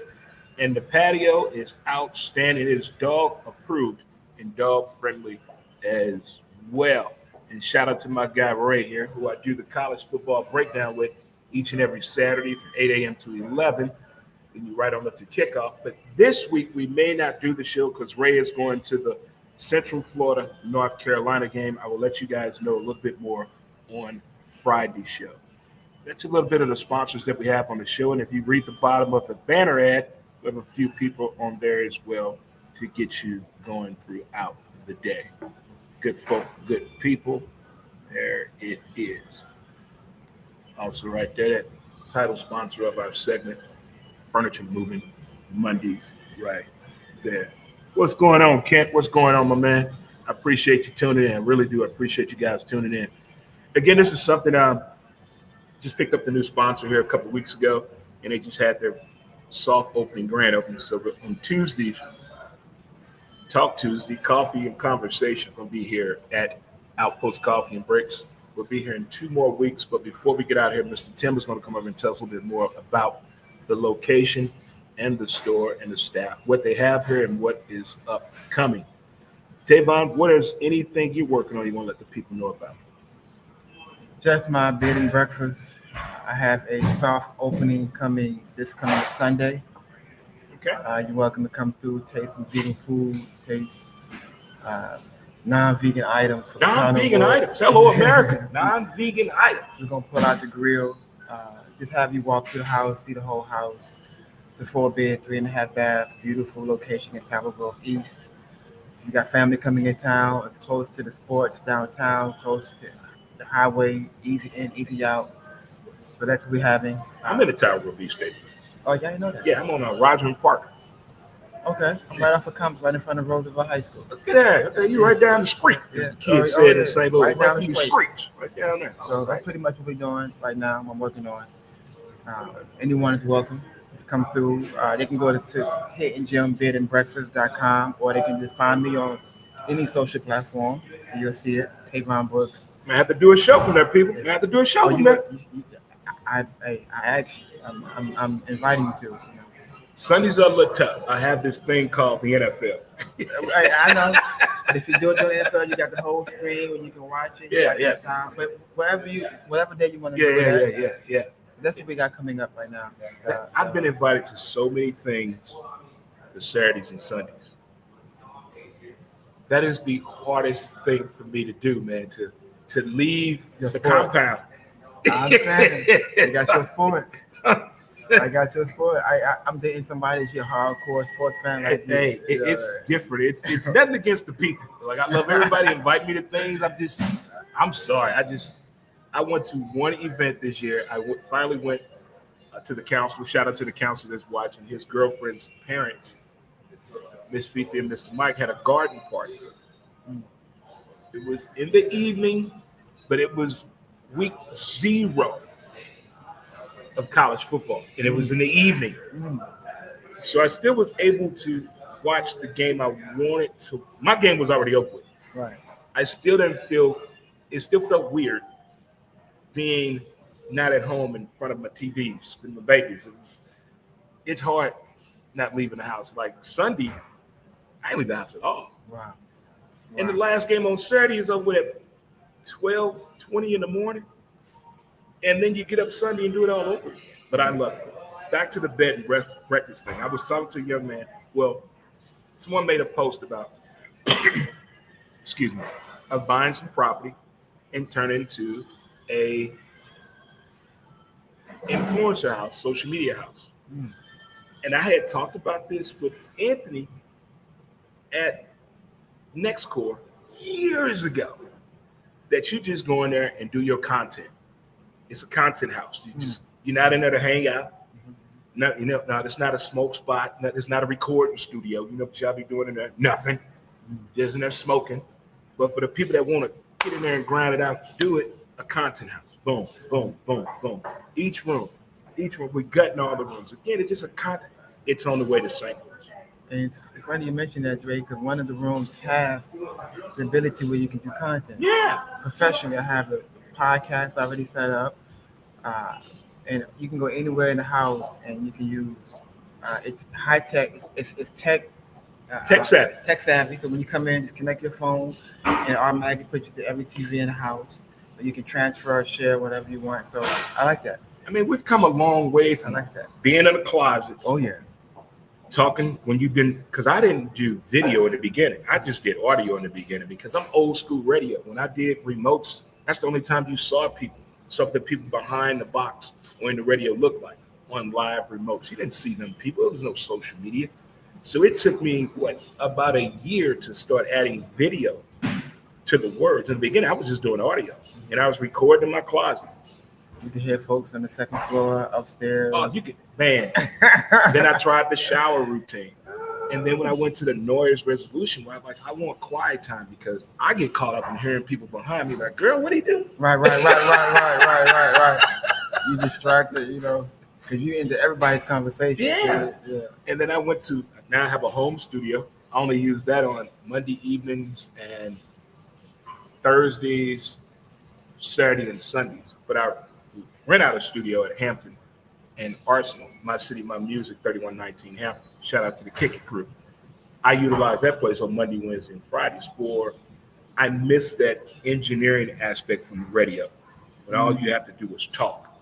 You bring your material and you just talk. And to have a producer that knows that it enjoys it. A lot of people that are crafty in this world that we in, they don't want to do it. Right. They're lazy. Yeah. And they just sit back and say, well, I can make that look a whole lot better. Yeah. Well, no, it's stopping you.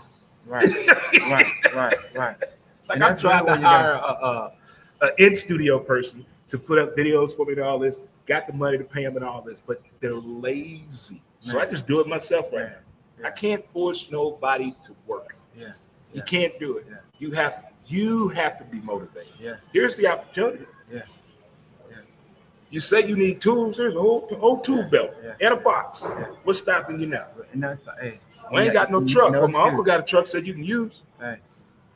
Yeah. I ain't got no gas. Here a gas card. Yeah. What's your excuse? I ain't got no steel toe shoes. What size you wear? Yeah. We don't need. This is a no excuse time right now. No excuse time. When that blind man at that conference showed me pictures of him hiking in third world countries by himself, man, please. He was blind. Blind. He had the same condition I have. No excuse. Then the guy wrote the book I met, the Red Shoe guy. He has, you can see the photos if you have regular vision. Then he has a filter in there. You're seeing it from the way he sees things. Wow. So it's like he's going through all these trips and vacations and events. You're seeing it as a sighted person, and you're seeing it how he sees things. I met 4 people at that conference that have written books, not a book, books. Man. And everyone had a job, was doing something. It was not one person there that was, I don't know what to do for income. I don't know how I'm going to make it. One guy was a salesman in his car and lost his vision. He was so good of a salesman, the company gave him an 82-inch TV so he can do his job at the job. He's an in-house salesman. He was that good at what his job. They knew we got to keep this man. We can't let him go because he lost his vision. He's not a total loss, but he can see on that 82-inch to do his job. Yeah. If you give people the tools that they need and the resources to fulfill the moment, not money, not anything free, but the resource. And I bet we have no excuses there. No excuse, and I believe also if you focus on your skill, the money will come. I mean, it's if you're chasing the money, you're gonna always lose it. But focusing on whenever I focused on my skill, when someone said, "Come help me out, come do me a favor," and I made more. I've earned more helping people, just helping people. There you go. In my passion, and I wasn't even looking for the money, but I'm like, man, I need some money. At the end of the day, here you go. They help me out. I didn't even know it. I met the guy probably 4 years ago. 4 years ago, the Major League Beef Jerky people. 4 years ago. He told me 4 years ago, when I get to where I want to get to, I'm going to do some advertising. Man, look here. 4 years later, 4 years later, what the hell? 4 years later, boom. 4 years later, you got to keep at it. They're not going to say yes right away. No, they want to see on that head nod when they say it. And if you're in downtown Bell Vegas, you always got to stop by the candy bar. Look, if you going through it with your old lady, but y'all change up on the kids, take your kids to the candy bar before you take them back home for the week. Oh, great! You're gonna make a man. They're gonna be jumping around the house. And make the cherry on top. Take a picture of you. Take a picture of them eating it and send it to them. Hey, it's nothing worse. That ain't nothing better, man, or worse than dropping the kids off and they got full of sugar. Boy, I can tell you when you're gonna get a phone call. You're gonna get a phone call. And if you got 2 children dropping them off, this is gonna be really a problem. Dre, you ain't wrong on that one.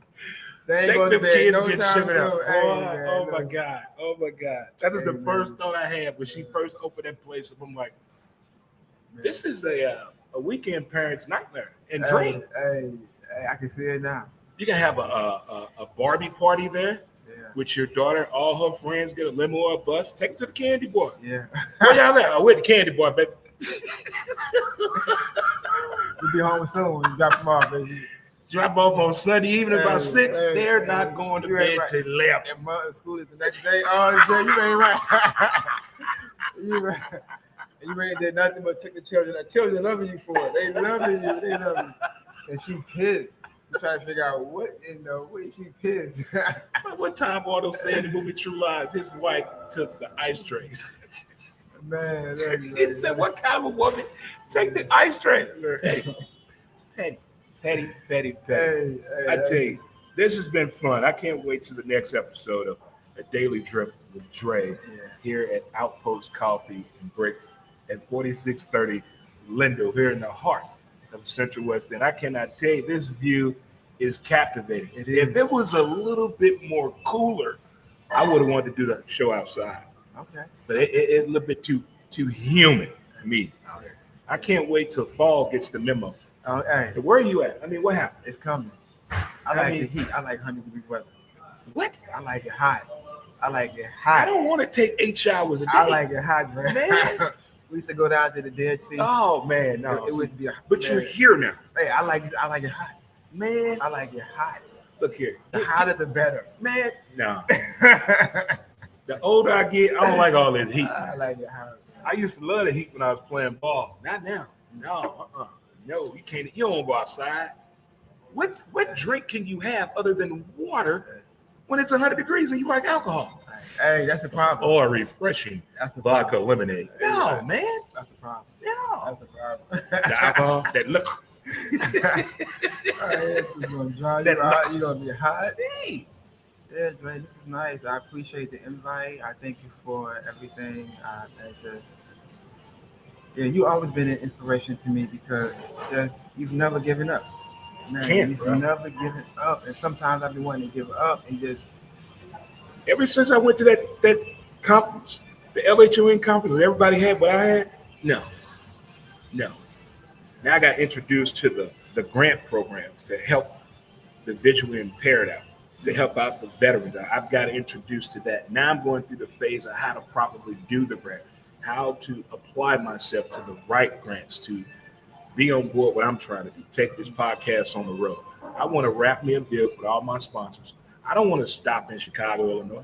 I want to go to Nickelback, Illinois. I want to go to towns nobody ever thought about. Somebody just off the grid. And make sure I know you before you go. Yeah. So if you go somewhere. No. I'm still going to be on there. But still, I want to go to these places, man, because when I was a truck driver, I went to these weird towns. When I was a softball player, I went to some weird towns. They got the best hospitality. Yeah, they do. Come on in here, sugar. Yeah, I know, right? I used to go to Mount Airy, North Carolina, down the street from the TV show, the Andy Griffith Show was filmed. Man. And there was this house, this lady, she worked it by herself, had wide hips. She had a special and the best sweet tea known to man. And her meal, she had the $8 lunch. $8 lunch. She had parking for trucks and trailers. So everybody, they drop off their load in Mount Airy, North Carolina, at the textile mill, everybody pulled that place. Man, look at this woman cooked, took the order all by her. There was no helping her. It was just her. She did everything at her speed, and you understood it. That cornbread, as a truck driver, you can eat real good, man, or you can eat too good. Hey, I've seen it. But you gave me a quick joke story that I'm gonna tell you about. One of my clients was selling his house, and he was blind. And I was like, "You gotta fix your house up. What you gotta do? You gotta paint it here, paint it there." He blind. Oh, Tim will get on here and say a few words. Oh, okay. All right, guys, got Tim, the manager here, about to come on here and say a few words about Outpost Coffee and Bricks. Want to see him? Yeah. I think he's coming around this way. I think he is. I think he's getting situated. I think they're a little busy here. Yeah, they're a little busy here today. That's good, though. A quick short story before I leave. I told him to fix the house up. Mm-hmm. He blind. He painting his house up. I thought he was gonna buy a contractor to fix up the house, but he's blind, painting his own house. He's filling the wall, painting as he goes. See what I'm saying? He's painting the whole wall. I mean, he did pretty good for him being blind. I tell you, some things you got to do on your own. You ought to see. You walk in my apartment, you're gonna know a blind person. Oh man. Oh, you gotta know. You gotta know. Man. I got you. All right. I got you.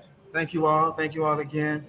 Appreciate it. Right. And I include that bed and breakfast in there as well. Okay. So that'll all be included. Okay. All right. Yeah. Yeah. 7-5. Okay. Gotcha. Thank All right, my man. Thanks again. Happy birthday to you, young lady, man. All right. Oh, that was fun there, guys. That was a lot of fun.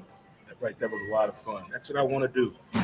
Tell the people about what's going on here in this town, and city, and communities, how to get out there and help the people, concerns and things going on. And in the back of me, what happened last night in football?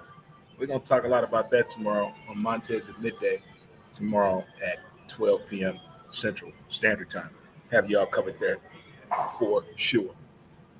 I think he'll have a minute to come over here in a second. But other than that, I'd like to thank all the sponsors that have been a part of this journey as we're in year 11 that we started on September 1st. I have some more stuff I'm going to bring you guys to let you know the power of the people that are out here, the creative mind that is going on here with these folks out here. I'm sorry, I meant to show the new design of the Lincoln Movie Theater. It is date night at the Lincoln Movie Theater. They have cocktails for the adults as well. And if you bring your own bucket, get your popcorn in there as well. So many things to do for the kids, for you, mom and dad, grandma and grandpa in downtown Belle Vegas, as they have the Oktoberfest coming up. And as well, my all-time favorite next month, that chili cook-off. Look here. Chili cook-off in Belleville is something special to me. Something special. And I can't do Saturdays anymore due to our college football and the college football show that I do. But I will be there that Friday night. Like I will do the Friday for the Oktoberfest. Just something about that food at the Oktoberfest, and of course, the Belleville chili cook-off. Because I like that white chili. I don't know if the fire department going to do it this year, but I will be looking for it as soon as I get there. As soon as I get there for sure. Again, shout out to the people and the good folk. Oh yeah, just to let you know how I'm doing in the Friendlies Fantasy Football League. I got my ass beat 117 to 161. 117 to 161. Malik Neighbors just lost his mind over. I swear, fantasy football would have. Even if I would have started, I couldn't have won this game with nothing. With a quarterback doing what she had, I can't remember who she had as a quarterback. Who's that quarterback? Who was that? Who was that quarterback she had Dak Prescott. Dak Prescott lit me alive. She had Dak and Malik Neighbors. Come on now. You can't beat them when somebody has a combination like that going. But we gave it a shot. We're 1-1 right now in the Friendlies Fantasy Football League. And Friendlies is located at 3502 Roger Place, 3503 Roger Place in South City. TVs, the upgrades are coming along just fine. All right, Ray and Ken, for sure. The crew, Miss Susan, Jamie, Tabitha, Rachel, Kim, the whole crew over there, Justin in the kitchen and the crew. Y'all doing y'all thing. Lucky, everybody over there at Friendly is doing y'all thing. Been putting up with these folks. The first few weeks of college football and NFL has been fantastic. And the food is fantastic. TVs, outdoor, indoors. The place is fantastic. Them in Tower Club, fantastic job. And in Soulard, we saw the write-up that Hammerstones had. Outstanding job. If you've never been to Hammerstones, had that Dre Montez special, which is what? Grits with cheese, 2 sausage patties, a tall PBR, and a shot of Fireball. That's the Dre Montez special. Try it out today. It'll motivate you. And we have more things coming to share with you as you're a part of the show, being in the show. We have so many more things coming. Read the bottom of the screen for the folks that need to read the bottom of the screen for sure. And we did not have an episode yesterday of D&D Don't Get Butthurt due to the fact Denise broke her leg. I'm going to let her tell you the story on our next episode of D&D Don't Get Butthurt. I can't tell the story. And I don't believe it. I got to. Some people tell you things about what they're going through and what they have done. Sometimes you got to. I need you to tell me this face to face. Because I can't do this over the phone on FaceTime. I need you in my person to tell me what happened to you. And we still have not found out if we are related to the lottery winner, Powerball winner in North County that bought that ticker off of Parker Road. We don't know yet.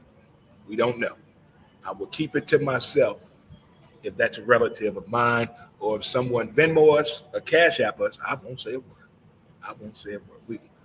Dre is the word. Damn, mom. Dre is the word. Dre is the word. But if you have not been here yet, or you're thinking about coming here, come on by. If you were here 2 weeks ago, come back. They've added some new things on the menu. And they have more things coming.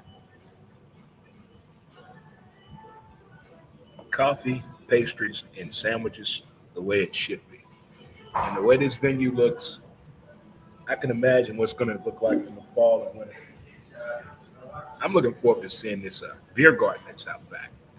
Outstanding. Great job. Great job. Great job. Shout out to Melody, who's one of the managers here. Shout out to the little homie. Appreciate it. Appreciate it. And I think Mr. Tim is on his way here in a second. Thank you to the folks that tuned in on social media, via Facebook as well as YouTube. Thank you so much. And the short time we were on TikTok today, on the TikTok, I forgot my main cord for my tablet. I would have done the entire thing on TikTok as well. But that's my human error. No one else's but this coffee. This is what I needed. This is what I needed. The Daily Drink with Dre Montez. And the show over Saturday went better than what I expected. We finally did our first episode of Six Pack Saturday, and it went better than what I thought. From the matchups to the presentation of the show, I don't even think it went 40 minutes. I'm not trying to do a long show with the post-game show because it's been a long day for everybody on Saturday as well. But tomorrow coming up on the show from the studio, My City, My Music at 3119 Hampton at 12 p.m. to 1 p.m. We're going to do two shows tomorrow. The first one will be Montez at midday, and as well as Who's to Blame podcast. On Montez at midday, we're going to talk more about what happened on Monday Night Football and Sunday Night Football presentation. And to you, not to anyone else, but if you were a professional athlete, how would you want your partner or spouse to be dressed when they come and watch you play? We'll talk about that. And on Who's to Blame, the podcast, we're going to talk about what can be done in a better way of the presentation of your child being smart and your child being athletically gifted and they're moving forward. I think parents need some help out there, not as far as what to do. If you are a parent and you are not that book smart, but your child is, and you want to make sure you're doing the right thing, I'm going to point you in the right direction for that. If your child is showing signs of athleticism at a young age, you want to make sure that everything is handled the right way. Because we've heard horror stories from athletes that have made it. Some made it to as far as they could go, and they're sharing things they wish would have been done better. Everyone wished they had people around them that could have guided them in a better direction or had more resources around them. We're going to talk about that, of getting people in the right position, putting you in line with the right information through social media, through some websites, or through some different affiliations. We're going to try to get that information out there to the people, for the people, and of the people. But again, we're here on the road. I like going on the road to do this show. It kind of reminds me of the days that I did radio. It kind of reminds me of that. But it's not the same. I have big speakers outside and signage. We do have signage coming. That way you'll know where I'm at in the building. Look for the sign right here. We do have that coming as we're lined up to do more shows from different locations throughout St. Louis and Illinois. Just keep your ear to the ground and your eyes on the page for sure. And I think Tim, I may have to record Tim on a separate device as we're getting a little time here towards everything. So,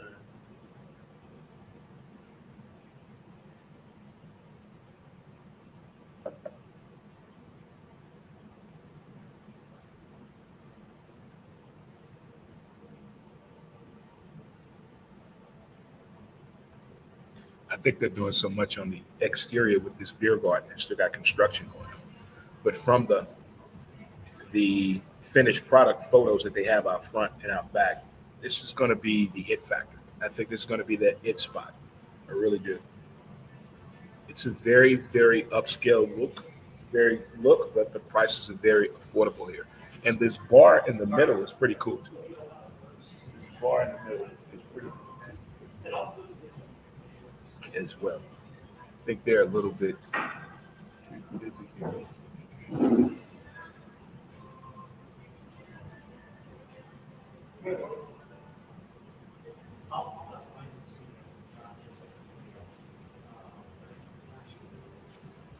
He's gonna come over and tell you a little bit about the place because he's an employee. I'm not.